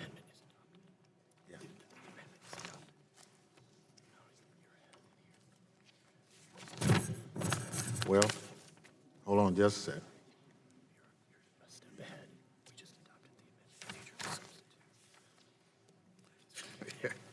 Thank you. In the opinion of the chairs, the ayes have it, and the amendment in the nature of a substitute is agreed to. The question now occurs on reporting the bill, H.R. 2203, as amended to the House with a favorable recommendation. All those in favor say aye. Aye. All those opposed, no? No. In opinion of the chairs, the ayes have it, and the motion is agreed to. Mr. Chairman, I ask for a recorded vote. A recorded vote is ordered. The clerk will call the roll. Ms. Jackson Lee. Ms. Jackson Lee. Mr. Langevin. Aye. Mr. Langevin votes aye. Mr. Richmond. Aye. Mr. Richmond votes aye. Mr. Payne. Aye. Mr. Payne votes aye. Ms. Rice. Aye. Ms. Rice votes aye. Mr. Correa. Aye. Mr. Correa votes aye. Ms. Torres Small. Aye. Ms. Torres Small votes aye. Mr. Rose. Mr. Rose votes aye. Ms. Underwood. Ms. Underwood votes aye. Ms. Slotkin. Ms. Slotkin votes aye. Mr. Cleaver. Mr. Cleaver. Mr. Green of Texas. Mr. Green of Texas votes yay. Ms. Clark. Ms. Clark votes aye. Ms. Titus. Ms. Titus votes aye. Mrs. Watson Coleman. Mrs. Watson Coleman votes yes. Ms. Berrigan. Ms. Berrigan votes yes. Mrs. Demings. Mrs. Demings votes aye. Mr. Rogers. No. Mr. Rogers votes no. Mr. King. No. Mr. King votes no. Mr. McCall. Mr. McCall. Mr. Katko. Mr. Katko votes no. Mr. Ratcliffe. Mr. Ratcliffe votes no. Mr. Walker. Mr. Walker votes no. Mr. Higgins. Mr. Higgins. No. Mr. Higgins votes no. Mrs. Lesko. Mrs. Lesko votes no. Mr. Green of Tennessee. Mr. Green of Tennessee votes no. Mr. Taylor. Mr. Taylor votes nay. Mr. Joyce? Mr. Joyce votes no. Mr. Crenshaw? Mr. Crenshaw votes no. Mr. Guest? Mr. Guest votes no. Ms. Jackson-Lee? Mr. Cleaver? Mr. McCall?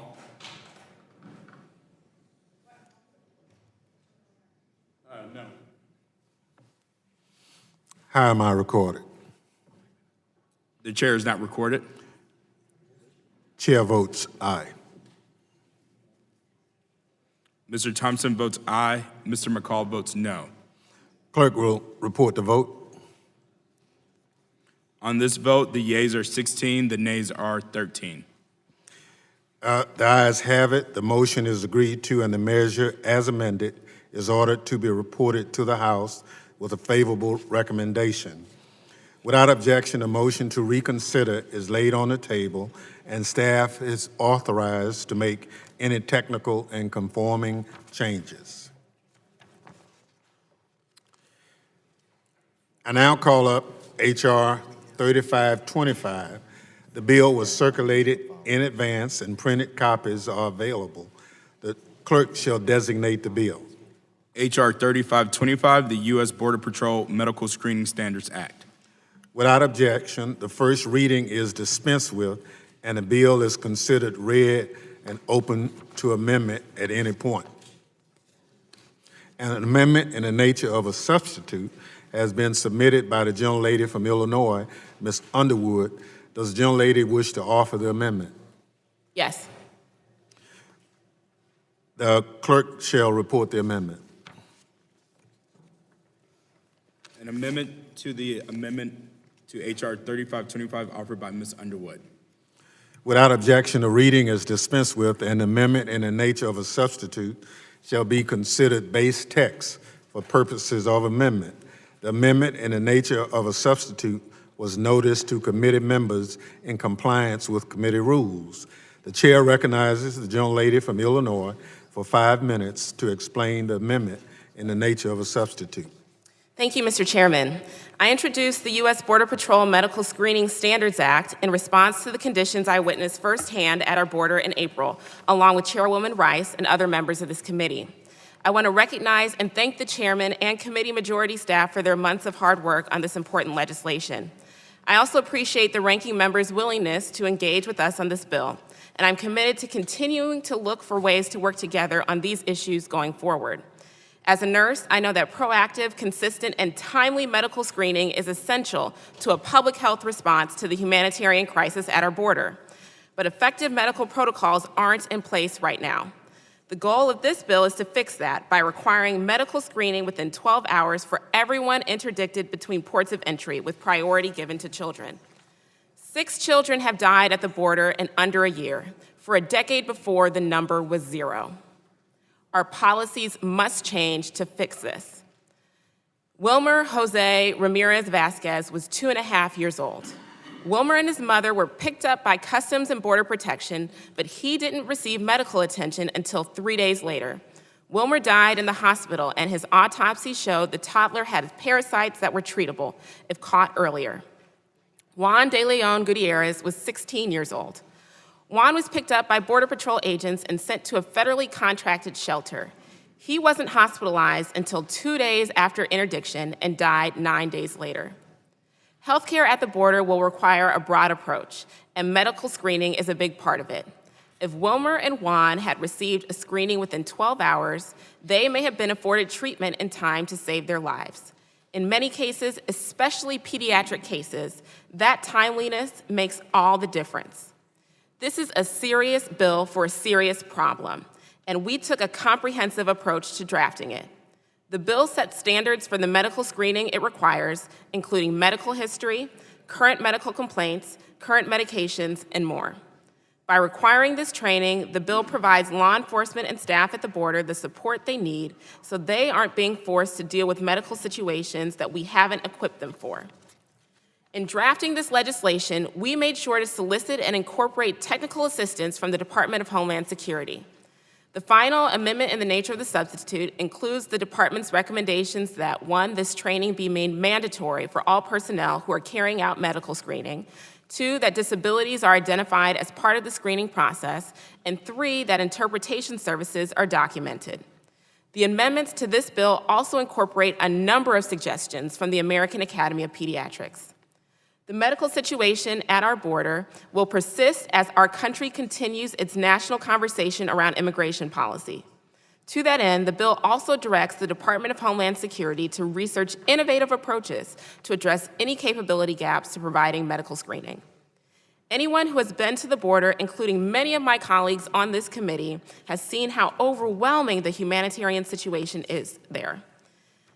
This committee and this Congress have consistently been willing to provide the Department of Homeland Security with the resources it needs, but with those resources come accountability and oversight. Lastly, I will be offering an amendment to ensure implementation of an integrated electronic health record system to be used by those caring for migrants at the border. This is a direct ask from medical officers at the Department of Homeland Security, who have identified it as a high priority barrier to providing care. We know that migrants may be transferred between different sites and components multiple times while in federal custody, and an electronic health record is essential to ensuring the information collected during those medical screenings remains accessible. This legislation is an important and sensible step forward to make sure that both migrants and border officials are not placed in situations that are unsafe. I urge my colleagues on both sides of the aisle to support it. Thank you, and I yield back. Gentlelady yields back. Is there any further discussion on the bill? Mr. Chairman. Ranking member. Thank you, Mr. Chairman. I remind my colleagues that we have Americans and American veterans waiting longer than 12 hours for medical attention in emergency rooms, American emergency rooms, and American VA facilities. Criminal organizations are luring vulnerable populations to make the very dangerous journey to our border without proper food, water, and shelter. As a result, thousands of migrants are arriving each day in deteriorating health. I agree that something must be done. I'm very concerned about the feasibility of this bill. This bill requires the Border Patrol to conduct comprehensive medical screenings and physicals on the thousands of migrants they encounter every day. We can't get that done at hospitals in America and VA facilities. We want Border Patrol to do it with illegal immigrants, and they must complete them within 12 hours of first encountering a migrant. Border Patrol simply does not have the facilities. They don't have the medical support to do this, and nothing in this bill increases their capacity or provides the funds necessary to do this. We're all very passionate about this, and this is what I love about this committee and about my colleagues across the aisle. And I admire the gentlelady's intentions. But I think that this bill should be reworked and reworded, withdrawn, and resubmitted based upon the realities of the capacities of Border Patrol to actually conduct medical screenings within a time frame that our own medical professionals at our own hospitals and VA facilities are not capable of doing. I do appreciate the gentlelady's intentions. I admire her spirit on this issue. I simply feel the bill is not feasible. I yield back, Mr. Chairman. Thank you very much. Are there any other amendments to this Underwood amendment? Chair understands that gentlelady has an amendment to her amendment, or is that not true? Yes, Mr. Chairman. Gentlelady is recognized. Clerk shall designate the amendment. An amendment to the amendment in the nature of a substitute to H.R. 3525 offered by Ms. Underwood.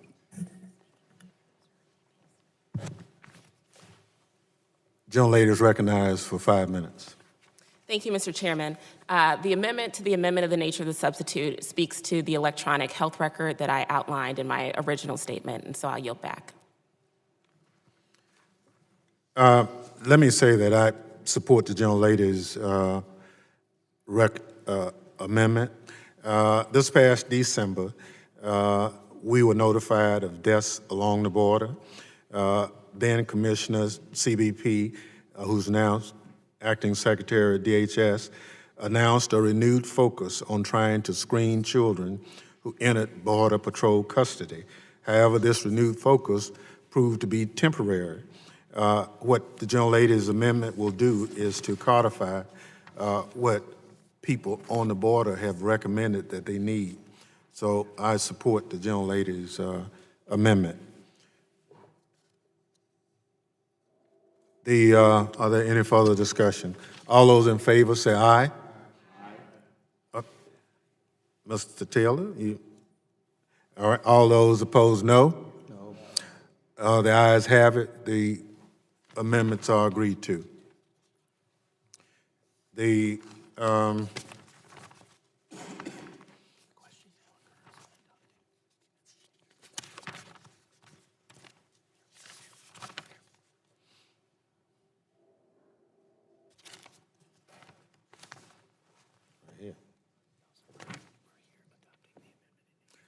Okay. There being no further discussion and no further amendments, the question now occurs on agreeing to the amendment in the nature of a substitute to H.R. 3525.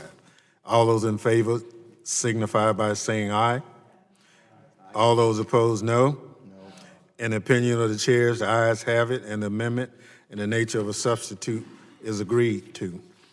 The question now occurs reporting the bill H.R. 3525 to the House with a favorable recommendation. All those in favor say aye. Aye. All those opposed, no. No. In the opinion of the chairs, the ayes have it, and the motion is agreed to.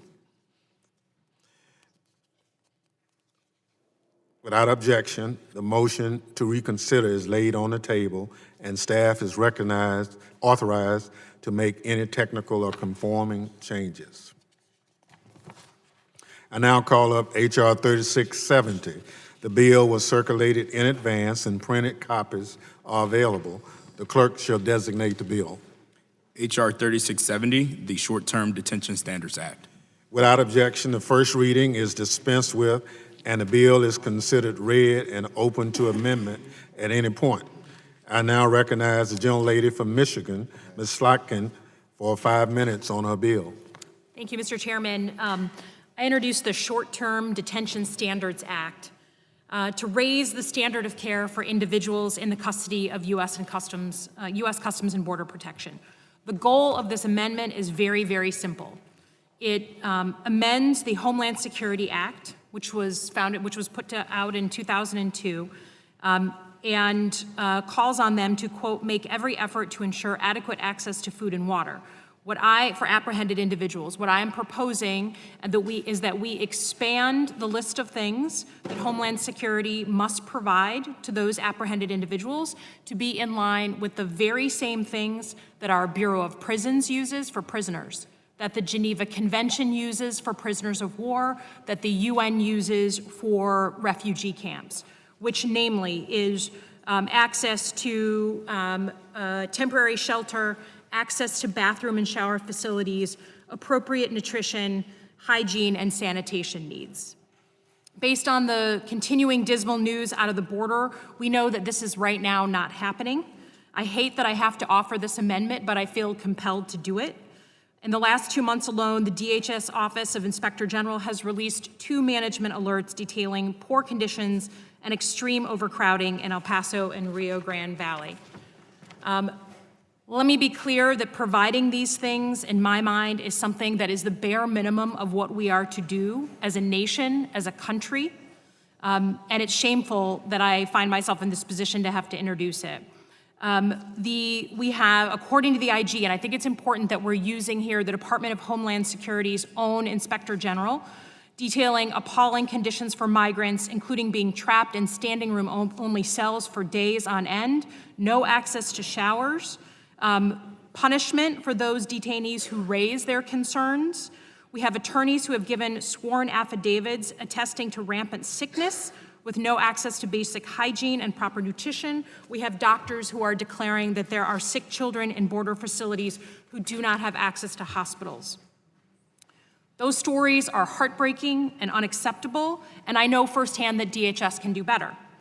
Back in 2014, we saw an unprecedented surge in unaccompanied minors apprehended at the southwest border, about 68,000, mostly teenage boys, 15 to 17 years old, coming over the border. At that time, that amount swamped the Obama administration, just as the current administration is being swamped by the high numbers coming over. In my capacity at the Pentagon, I was charged with working with my counterparts at DHS to respond to the emergency request for help with bed space for those unaccompanied children. I represented the Pentagon at countless White House meetings to decide how to handle that crisis, and I saw Customs and Border Protection work effectively with national and local nonprofits to deal with housing, feeding, medical care, and other forms of support. Regrettably, I just don't see those relationships and tools being used the same way. My bill updates the basic standards, as I said, from food and water to those that include access to bathrooms and showers, appropriate nutrition, hygiene, and sanitation. As I said, you can go to the Bureau of Prisons website and pull the exact same language. If you don't like that, you can use the Geneva Convention. For those of you who are in the military, the basic standards for holding a POW or any detainee in U.S. military care or any military. And if not, then the standards we use literally for refugee camps in places like Sudan should be enough.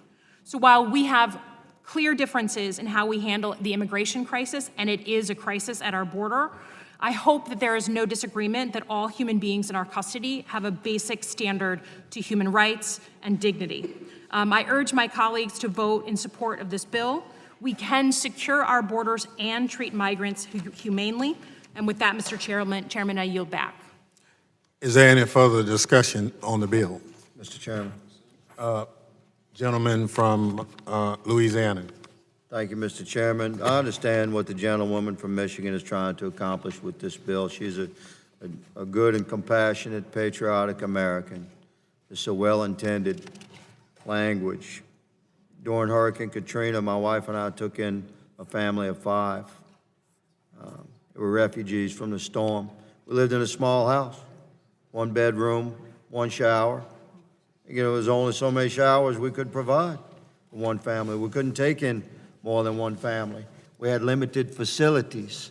It wasn't the lack of our heart or our compassion or our love for our fellow man, or our desire to house and provide some respite from the horror of what they were fleeing. It was that we had limited capacities. Most of what is included here in this bill is already required under current law. The real substantive change to current law is a requirement to provide migrants access to showers and personal grooming products. CBP is already working on providing both. They're also compassionate, loving, patriotic Americans. They're doing their best with what we've given them. My concern is that this bill does not get at the root of the problem. That's the age and condition and limited facilities of Customs and Border Protection. Many facilities were built decades ago. They were not designed to process families and children, nor the massive numbers of migrants arriving at our border on a daily basis. Without providing funding for new Customs and Border Protection facilities, I'm concerned that this bill, well-intentioned though it is, will not fix the problem. Mr. Chairman, I yield back. Thank you. Chair recognizes the young lady from Illinois, Ms. Underwood. Thank you, Mr. Chairman. I'd like to yield to my colleague, Ms. Larkin. Thank you. The young lady is recognized. Thank you, Chairman. I come from a border state. I was with the senior leadership of ICE in my state this week and CBP the week before. I have deep respect for what they do, and they protect us every single day. Many of them are now on 30-day rotations down to the southern border, going and coming back, going and coming back. If these are things that we all know we should be providing, and they are making every attempt to provide, then it shouldn't be a problem to amend the law to be in line with basic things like the Geneva Convention. I think absolutely our officers want to provide this, and they are overwhelmed. But just as you go through the law that governs the Bureau of Prisons, a lack of resource does not abrogate the responsibility to provide for human dignity and human rights. So while I understand That point, I just can't accept that that means we put it aside. Secondly, of course, no one bill gets to all the root problems. And let me tell you, the root problem of this issue needs to be addressed. We know that overwhelmingly the numbers of people that are coming from the Northern Triangle countries, from 3 countries in Central America. Explain to me how your decision, your administration and your side's decision to cut off all foreign aid to those 3 countries helps with the root causes. So if we're going to get into a back and forth on root causes, let's be honest about it. I'm talking about something very specific. I'm talking about something very doable and something that I think every one of our officers feels strongly about providing. I yield back. Gentlelady yields back. Gentleman from Texas, Mr. Taylor. Thank you, Mr. Chairman. I'll just point out that this standard of care is a higher standard of care than I received as a U.S. Marine serving in Iraq. I went for 30 days without a shower. It never once occurred to me that I was being mistreated or was inhumane as a U.S. Marine serving in combat, in the liberation of Iraq. I think it's good that we aspire to a high standard. I commend my colleague for aspiring to that.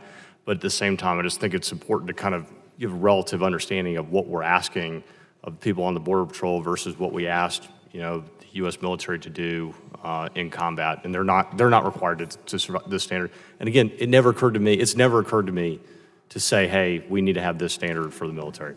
I yield back. Mr. Chairman. Gentlelady yields back. Gentlelady from New Jersey. Thank you. First of all, I think it's ridiculous that we would compare what happens in a combat situation out there in the field and what happens in the containment of facilities where alternatives should exist. And we're talking about minors. I'd like to yield my time to my colleague, Ms. Latkin. Mr. Chairman, I'd like to yield my time to Ms. Latkin. Gentlelady yields her time to the gentlelady from Michigan. Thank you. And while I appreciate, and no one wants my colleagues across the aisle to go 30 days without a shower. I definitely don't want to see Mr. Taylor without a shower. I think based on that logic, you're suggesting that we amend the Geneva Convention so that it's a lesser standard than what it is now. And I think that we should be in the business of promoting higher standards and aspiring to those as a nation, as a country, than on degrading our standards to account for what's going on our southern border. I know you know that too. I don't want you to go without a shower. I don't want anyone to go without a shower. You were in combat. These are young people, these are families, and let's aspire to something better. I yield back. Mr. Chairman. Gentlelady yields back. Gentlelady from Arizona. Oh, go ahead. All right, sorry about that.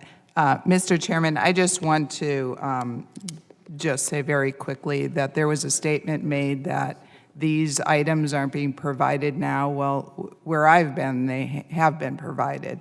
And for those of you that haven't seen it, there's a video out there from the Tucson sector border chief which shows their supplies and that type of thing. So I just want to make sure for the record that this isn't, we're providing basic supplies and toilets and those type of things, at least what I've seen. Mr. Chairman. Gentlelady yields. Gentleman from Louisiana. Thank you, Mr. Chairman, and I would just say that if they're already being provided, then there's no problem with a belt and suspenders approach to make sure that it's going to happen. But I wanted to respond to my colleague from Louisiana. Both of his objections were based on whether we could do it or not. I think we're still selling ourselves short as Americans. First of all, we have to stand for our values, and how we treat people says a lot about us. But in 10 years, we had a president that challenged us to go to the moon. And within 10 years, exactly 50 years later, yesterday was the 50th anniversary, we sent a man to the moon.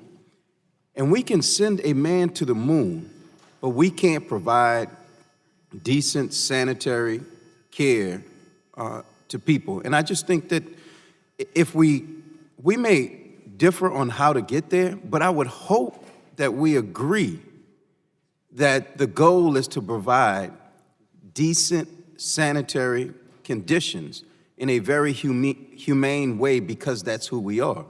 And I really support my colleague's amendment because it says that's who we are and that's what we should do. And so to the extent that the objection is whether we already do it or we don't have the resource to do it, I believe that in the greatest nation on earth, we should lead by example and we should put our resources where our values are. And I think that's exactly what this amendment does. And with that, I'll yield back. Gentleman yields back. Chair recognizes the gentleman from New York for 5 Thank you, minutes. Mr. Chairman. First and foremost, Mr. Taylor, I want to honor your service to our country and the sacrifices you made. And the point you made is understandable, but I want to support Ms. Lotkin's amendment and for the following reasons. And I kind of echo the sentiments of Mr. Richmond. We can't, if it's already being done, then why not codify it? So in my opinion, we should support this amendment. I also want to note that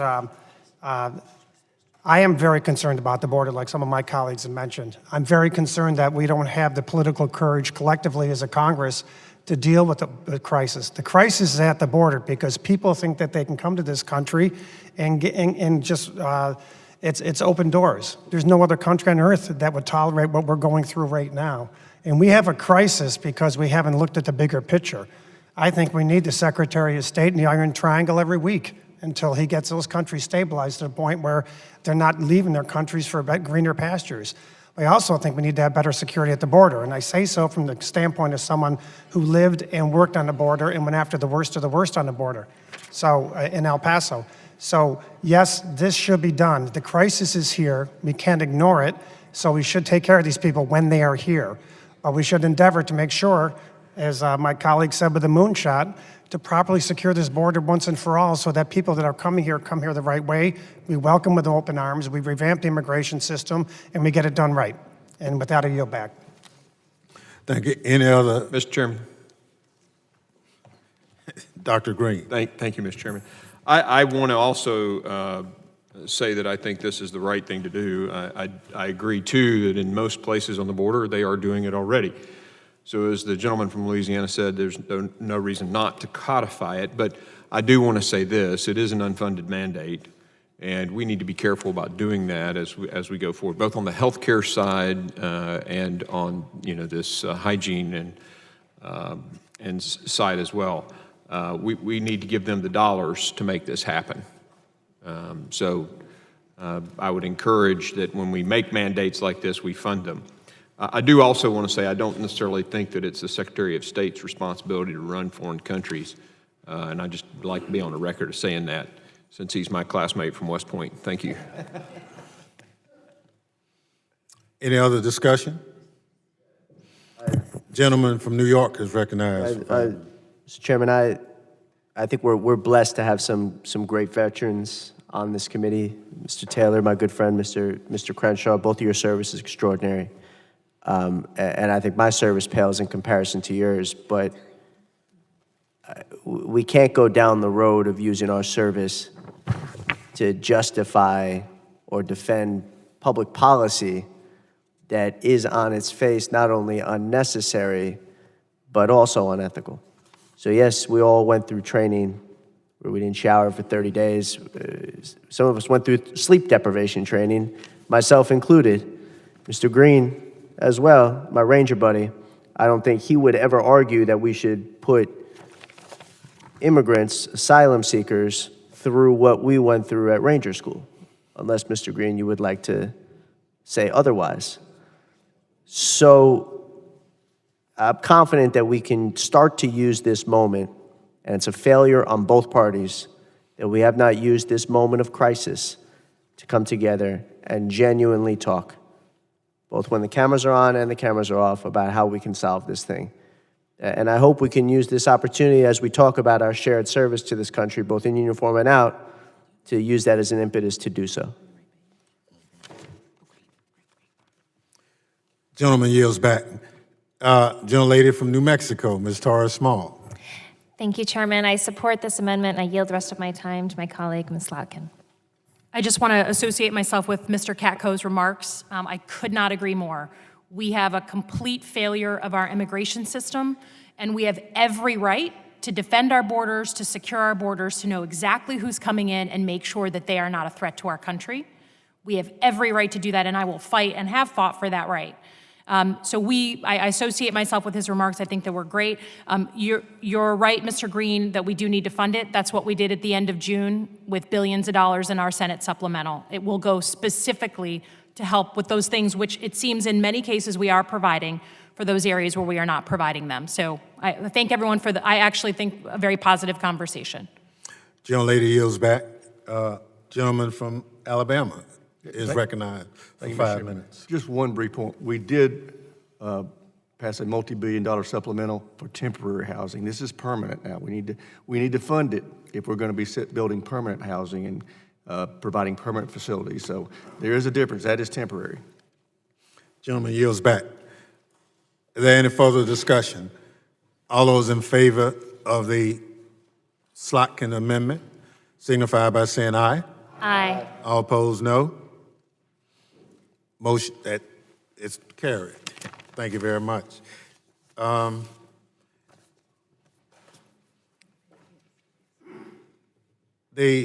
have an amendment at the desk. The clerk will designate the amendment.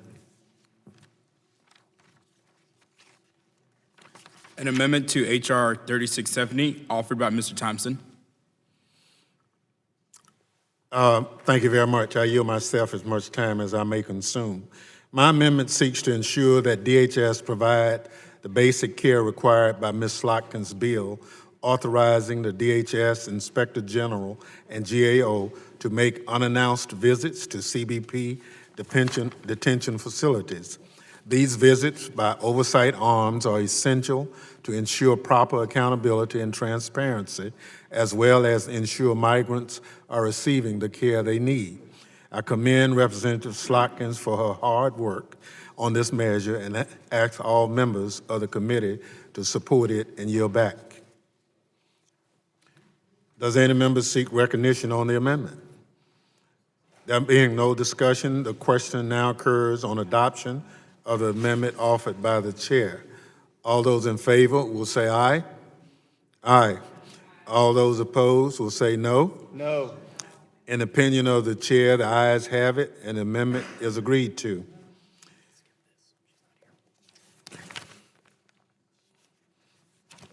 Mr.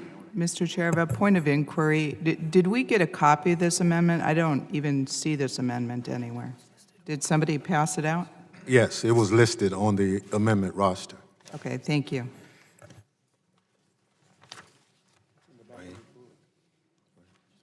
There being no further amendments, the question now occurs on reporting the bill, H.R. 3670, to the House with a favorable recommendation. All those in favor will say aye. All those opposed will say no. No. In opinion of the chairs, the ayes have it, and the motion is agreed to.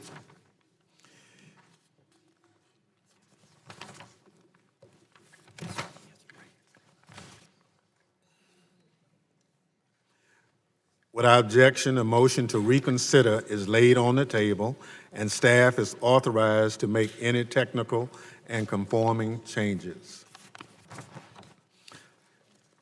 En bloc bills with amendments. I now call up H.R. 3106, H.R. 3318, H.R. 3320, H.R. 3413, H.R. 3699, and I ask unanimous consent that the bills be considered en bloc without objection.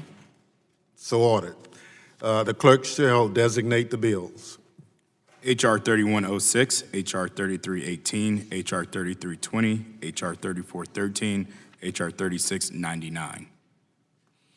Without objection, the first reading is dispensed with. The bills and amendments filed on the roster were circulated in advance, and printed copies are available.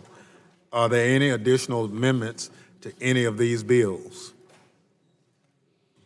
Hearing none, I ask unanimous consent that H.R. 3106, H.R. 3318, H.R. 3320, H.R. 3413, H.R. 3699 together with the amendments listed on the roster be ordered to be reported to the House with a favorable recommendation. Without objection, so ordered. Without objection, also, the motion to reconsider is laid on the table. Without objection, staff is authorized to make any technical and conforming changes. I now call up H.R. 3256, H.R. 3356, H.R. 3526, H.R. 3669, H.R. 3675, H.R. 3191, H.R. 3694, H.R. 3710, H.R. 3722. I ask unanimous consent that the bills be considered en bloc without objection, so ordered. The clerk shall designate the bills.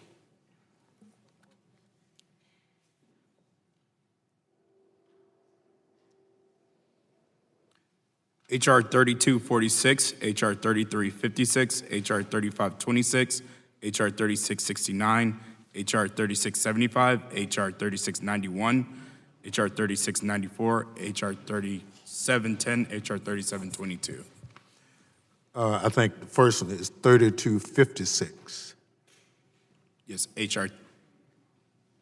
Is it 3256? 3256. H.R. 3256. Yes. Without objection, the first reading is dispensed with. The bills were circulated in advance and printed copies are available. There were no amendments pre-filed for the bills. Are there any additional amendments to any of these bills?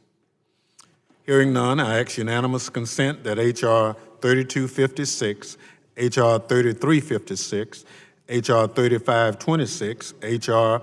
3669, H.R. 3675, H.R. 3691, H.R. 3694, H.R. 3710, H.R. 3722 be adopted and ordered to be reported to the House with a favorable recommendation. Without objection, so ordered. Without objection, also, the motion to reconsider is laid on the table. Without objection, the staff is authorized to make any technical and conforming changes. Does any member seek recognition to speak on the adopted bills? Mr. Chairman. Okay. The gentleman from Rhode Island, Mr. Langevin. Thank you, Mr. Chairman. Just briefly, Mr. Chairman, I want to thank you for including my bill, the Joint Task Force to Combat Opioid Trafficking Act of 2019 in the en bloc package. Drug overdoses in my state of Rhode Island, as we've seen in states across the country, are right now at a public health crisis. According to the Center for Disease Control and Prevention, approximately 130 people in the United States died every day from an opioid-related drug overdose in 2017. In total, 47,600 died in an epidemic that tears families apart and, as we've seen, devastates communities. All of my fellow committee members have become all too familiar, sadly, with fentanyl, a once obscure synthetic opioid that in 2018 was involved in 2/3 of drug overdose deaths in Rhode Island. Our constituents, Mr. Chairman, need leadership from Congress and from this committee in order to stem the tide. Unlike many other prescription opioids, which are often diverted from legitimate purposes, the bulk of illicit fentanyl use is tied to drugs smuggled across the border, especially from China.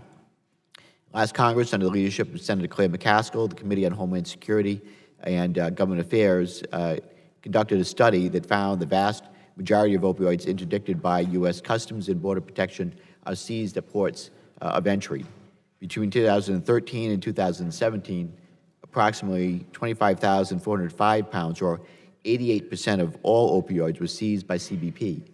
So the most active areas were located along the southern border, as those seizures accounted for 75% of all opioids collected at ports of entry during the same 5-year period. So, Mr. Chairman, my bill, the Joint Task Force to Combat Opioid Trafficking Act of 2019, authorizes the Secretary of Homeland Security to establish a task force to enhance the internal integration of the Department's borders security operations to detect, to interdict, disrupt, and prevent narcotics, including fentanyl, from entering the United States.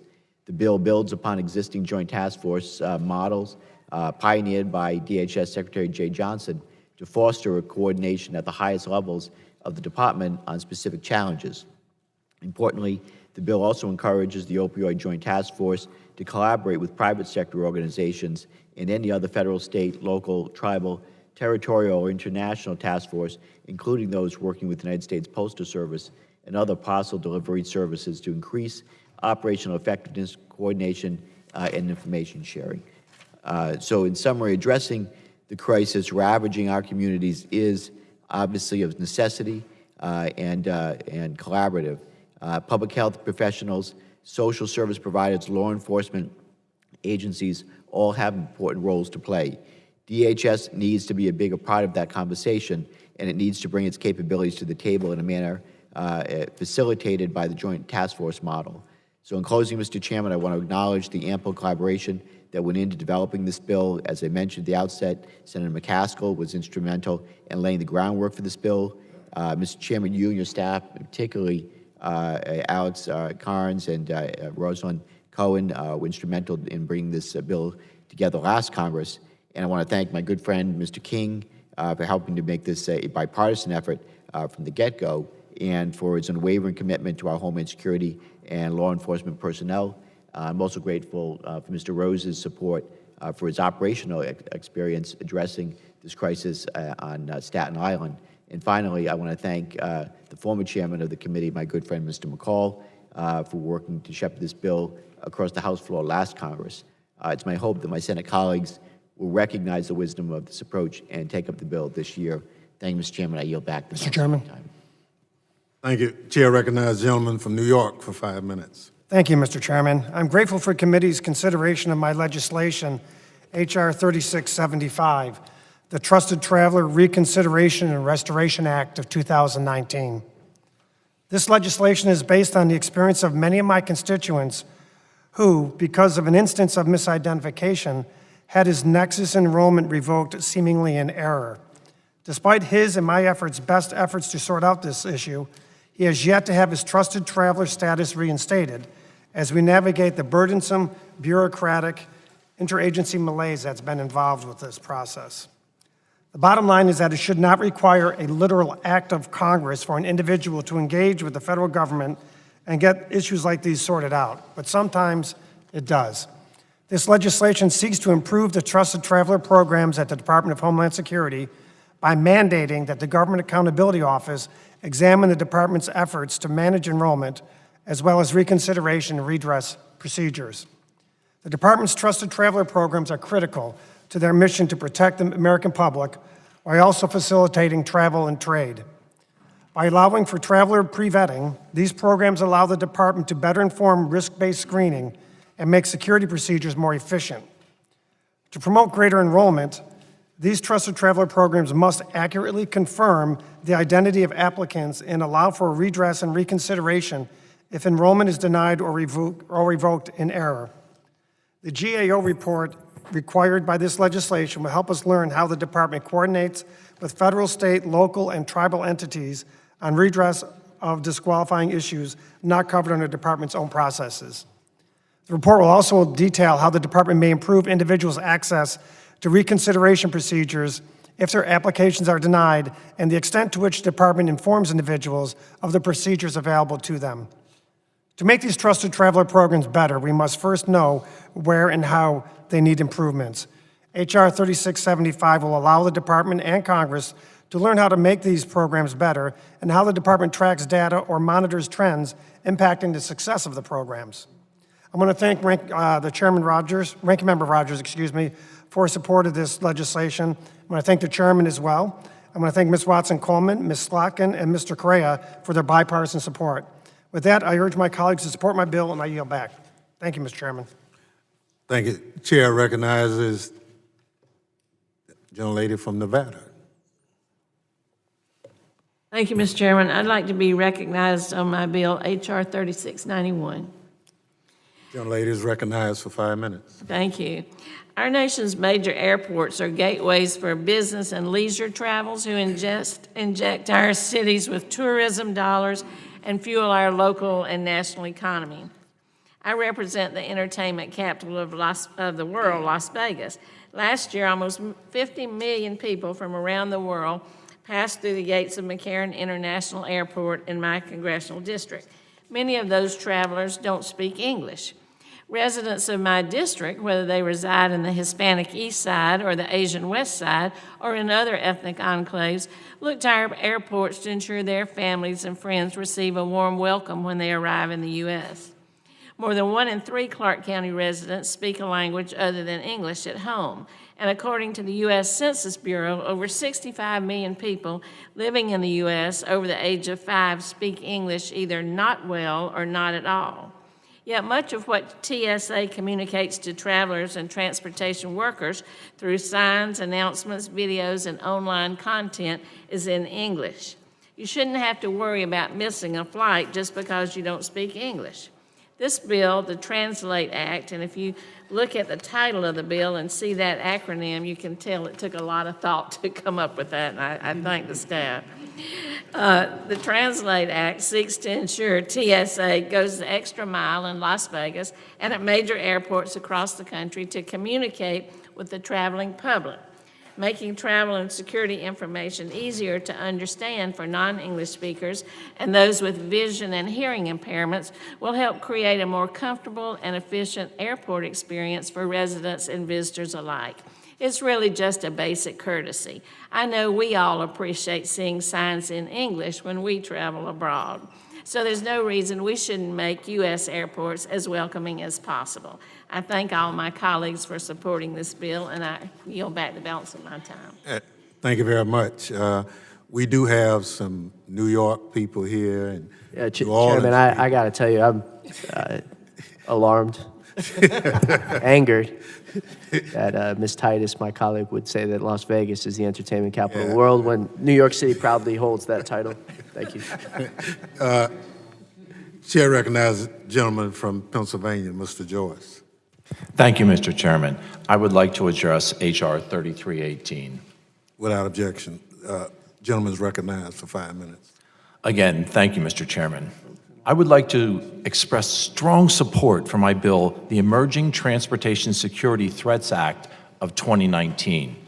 This legislation would require the Transportation Security Administration to establish a comprehensive task force that, in consultation with both public and private stakeholders, deliver to Congress recommendations on what mitigation strategies must be adopted to protect our American people. Transportation security continues to be one of the most persistent targets for terrorists, and threats continue to evolve. As new threats emerge, it is critical that TSA leverages both public and private stakeholders to keep our traveling public secure. Keeping people and goods freely moving is an integral part of the Homeland Security mission. Ensuring that we are prepared against changing terrorist tactics and the latest threats, be they chemical or biological, is critical in our constantly changing world. Protecting our nation's transportation systems from these threats is a core responsibility of the Department of Homeland Security. And this legislation will help make sure that we stay a step ahead of those who would harm our country. As stated in the preamble of our Constitution, providing for the common defense is one of the most critical duties of this Congress. I would like to thank Ranking Member Rogers for affirming that duty with his support of this bill and for the wider security agenda that we have brought forth today. I would further like to thank committee staff and the majority for working together to get this bill where it is today. I urge adoption and respectfully yield back. Gentleman yields back. Chair recognizes the young lady from New Mexico, Ms. Torres Small. Thank you, Mr. Chair, and I'm here to speak on the amendment for H.R. 2203. Young lady is recognized for 5 minutes. Thank you, Mr. Chairman. I appreciate that your amendment to the Homeland Security Improvement Act includes my provision establishing a Border Security Advisory Committee. As a member whose district includes the southwest border, it is essential to include people who live and work on the border in decisions that are made in Washington, D.C. It has been my goal to ensure that those who live along the border, including the most rural stretches, are not negatively impacted by the administration's border security and immigration enforcement actions. Unfortunately, the voices of border community stakeholders are not always heard when new government policies or programs directly affect their neighborhoods. My provision requires the Secretary of Homeland Security to establish a Border Community Stakeholders Advisory Committee made up of landowners, business leaders, local officials, and Indian tribes. The Secretary of Homeland Security would be required to consult with this advisory committee on policies, protocols, programs, and rulemaking pertaining to border security and immigration enforcement. This would ensure new border policies are drafted with consultation from those that will be directly impacted, border stakeholders. I also want to commend the chairman and the committee for including a provision in this bill to create a Border Patrol processing coordinator position that would focus on taking non-law enforcement duties off agents' lists of responsibilities. I have long advocated for this position, as it would allow our agents to get back to the jobs they were trained to do on the front lines. Furthermore, I was pleased to see additions in this bill to increase customs officers within CBP and to require reporting on the port officers that have been reassigned due to the current high levels of migration. As I have discussed during committee hearings, these reassignments are needed to stop drug trafficking and human smuggling at our ports of entry and support our vibrant trade and tourism at the ports of entry in my district. We need to get our custom officers back to their original posts. While I applaud this bill's intent to enhance oversight over CBP to dissuade misconduct, I had some concerns on the specifics of the body-worn cameras program, such as the cost and access and security to store data. I look forward to continuing to work with the committee and the department to develop the policies for this program. Finally, as a member representing a border district with several Border Patrol checkpoints, I understand the importance of having strict requirements for stop and searches to avoid implicit bias and promote accountability. However, I worry that over-reporting would force our already understaffed agent workforce to conduct fewer searches for contraband and human trafficking, as well as result in prolonged waiting times for my constituents waiting at checkpoints. Mr. Chairman, thank you for your leadership in this bill. It's been an important balance. And thank you for working with me to include these provisions for my constituents. I yield back. Gentlelady yields back. Chair recognizes Gentlelady from Arizona. Thank you, Mr. Chair. I'd like to speak on my bill, H.R. 3694, and also an amendment to H.R. 3699. Gentlelady is recognized for 5 minutes. Thank you, Mr. Chairman. I am pleased that the committee is considering my bill, H.R. 3694, the Helping Families Fly Act, which will improve the often stressful travel experience for pregnant women and families with young children. I am actually thankful I don't have these young children, except grandchildren, that I have to take through the airport right now. Since becoming the ranking member of the Transportation and Maritime Security Subcommittee at the beginning of the 116th Congress, I have made it a priority to conduct oversight geared towards improving the passenger experience at Transportation Security Administration screening checkpoints. This bill specifically seeks to address the needs and concerns of traveling families and to increase understanding of TSA screening procedures. Specifically, my legislation requires TSA to train frontline personnel on how to appropriately address concerns of pregnant women regarding the screening process, including appropriate opt-out and alternative screening procedures in a manner that is respectful and helps improve the overall functioning of the passenger screening checkpoint. Additionally, my bill requires TSA to formulate and implement a comprehensive communication strategy to better inform pregnant women and families with young children of the screening process and what resources are available to them for assistance, including passenger support specialists at the checkpoints. Lastly, my bill would require the administrator to conduct a feasibility assessment in developing dedicated family screening lanes at airports where the checkpoint configuration would allow. I believe that would not only help the pregnant women and young families with young children, but the other passengers as well.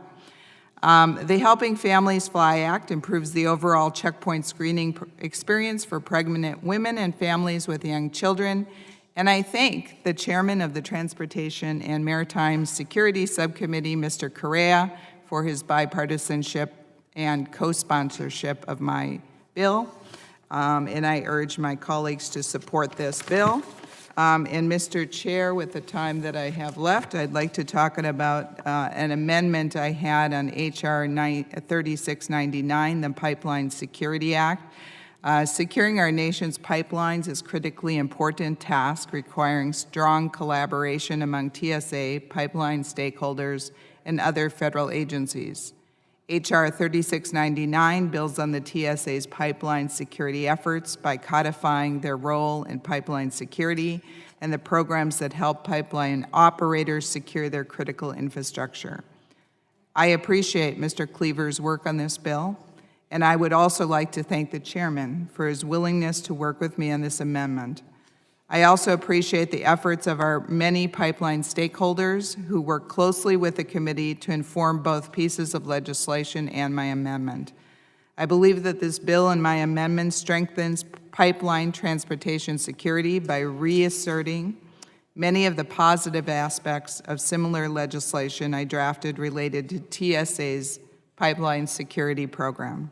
These aspects include reaffirming the voluntary nature of certain risk assessments and encouraging meaningful stakeholder engagement in establishing pipeline security guidelines.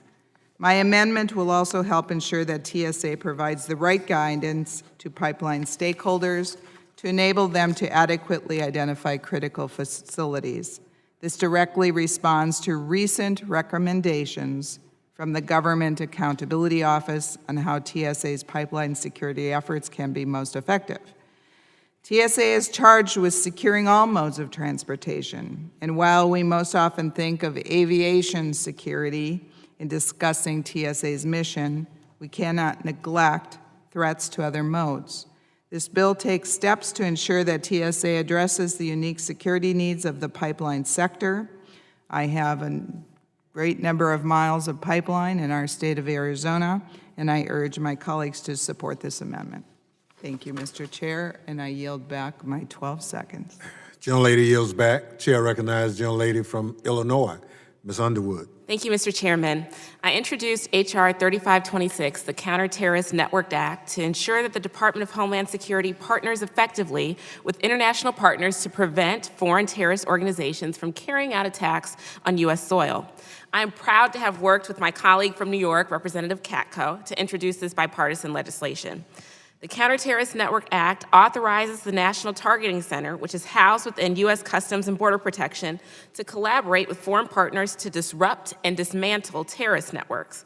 Most importantly, it authorized Customs and Border Protection to assign National Targeting Center personnel to overseas posts to improve information sharing about terrorist networks and help prevent entry to the U.S. by travelers that are known or suspected of being associated with the network.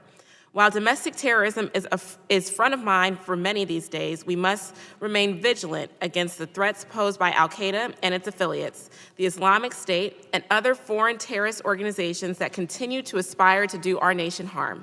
And that is why Representative Katko and I introduced the Counter-Terrorist Network Act. I would note that similar language overwhelmingly passed the House in the last Congress.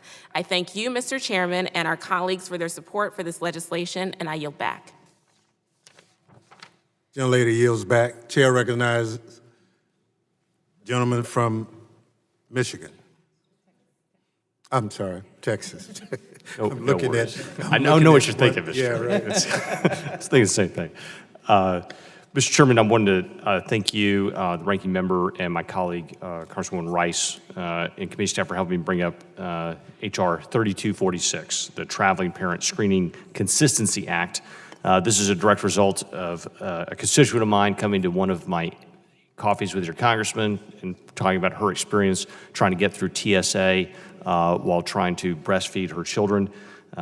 and the problem that we had with that. And so we're trying to get TSA screening to be consistent so parents know what to expect when they're going through screening.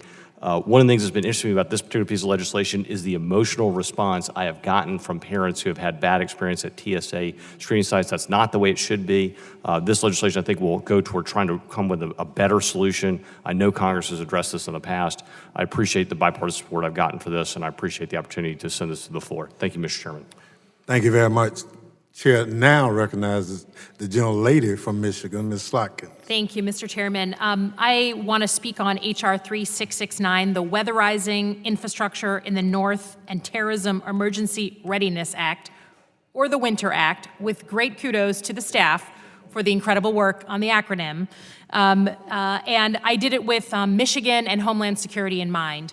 This bill requires the Department of Homeland Security to exercise a potential terrorist attack on our infrastructure, critical infrastructure, with the compounding factor of cold weather. Many of us, like in Michigan, live in cold weather states, and we had specific experience with this past winter in Michigan.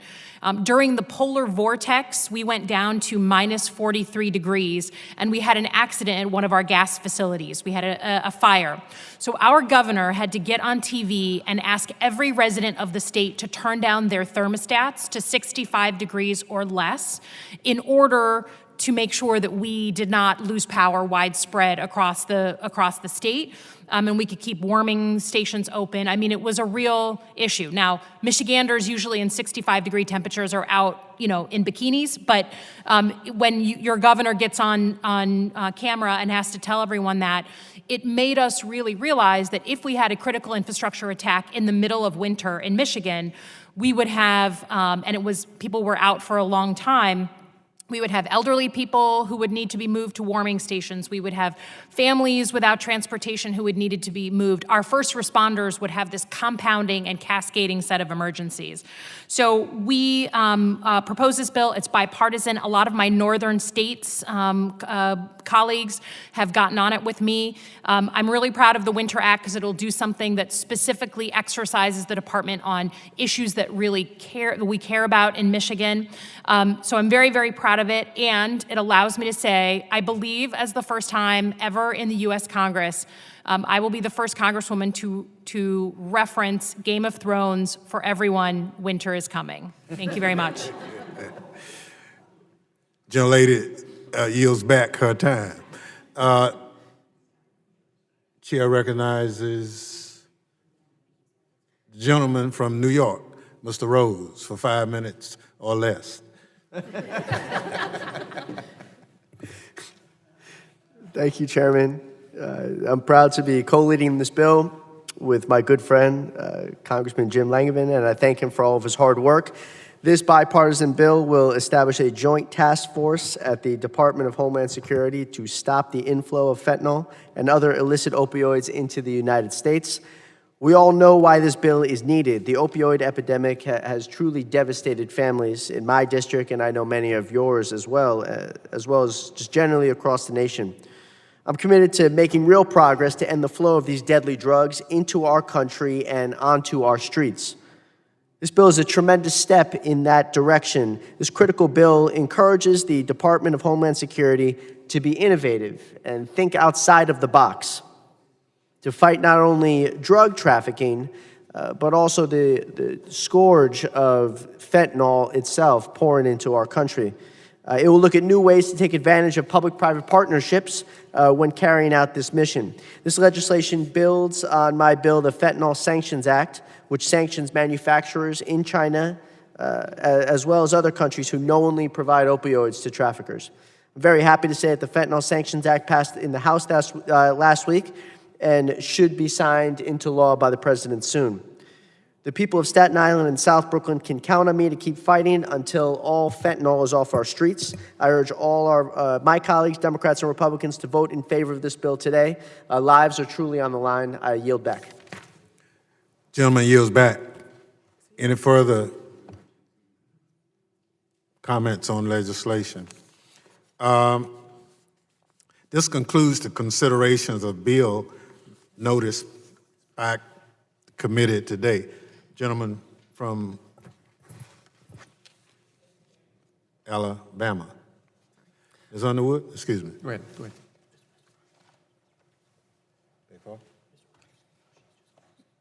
Oh, okay, almost.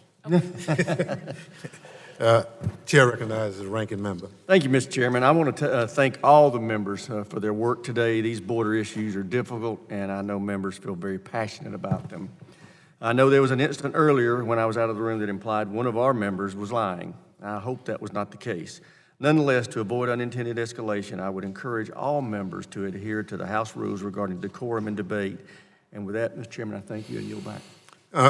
Thank you very much. There is a reference to unparliamentary language, and I ask members of the committee be reminded that the issue we address in this committee bring up strong passions and emotion amongst our members on both sides of the aisle. I must remind members that House rules prohibit impugning the motives of another member or making remarks disparaging of another member. I'd ask that members on both sides of the aisle to remain focused on the issues at hand and that the committee proceed in a respectful manner and in accordance with House rules. I now ask unanimous consent to put the question on reporting H.R. 3246 favorably to the House, de novo. All in favor say aye. Aye. Aye. All opposed, no. The ayes have it. The bill is ordered reported. The chair now concludes the consideration of the bills noticed by the committee for today. Mr. Chairman. Young lady from Illinois. Mr. Chairman, pursuant to Rule 22, Clause 1 of the Rules of the House, I move that the committee authorize the chairman to offer such motions as may be necessary in the House to go to conference with the Senate on the bills ordered reported by this committee today or on some similar Senate bills. Without objection, the motion is agreed to. Mr. Chairman. Ranking member. Pursuant to House Rule 11, Clause 2L, I ask that members have 2 calendar days to file with the clerk of the committee supplemental, additional, or minority views on each of the bills ordered reported by the committee today. Without objection, so ordered. There being no further business to transact, the committee stands adjourned.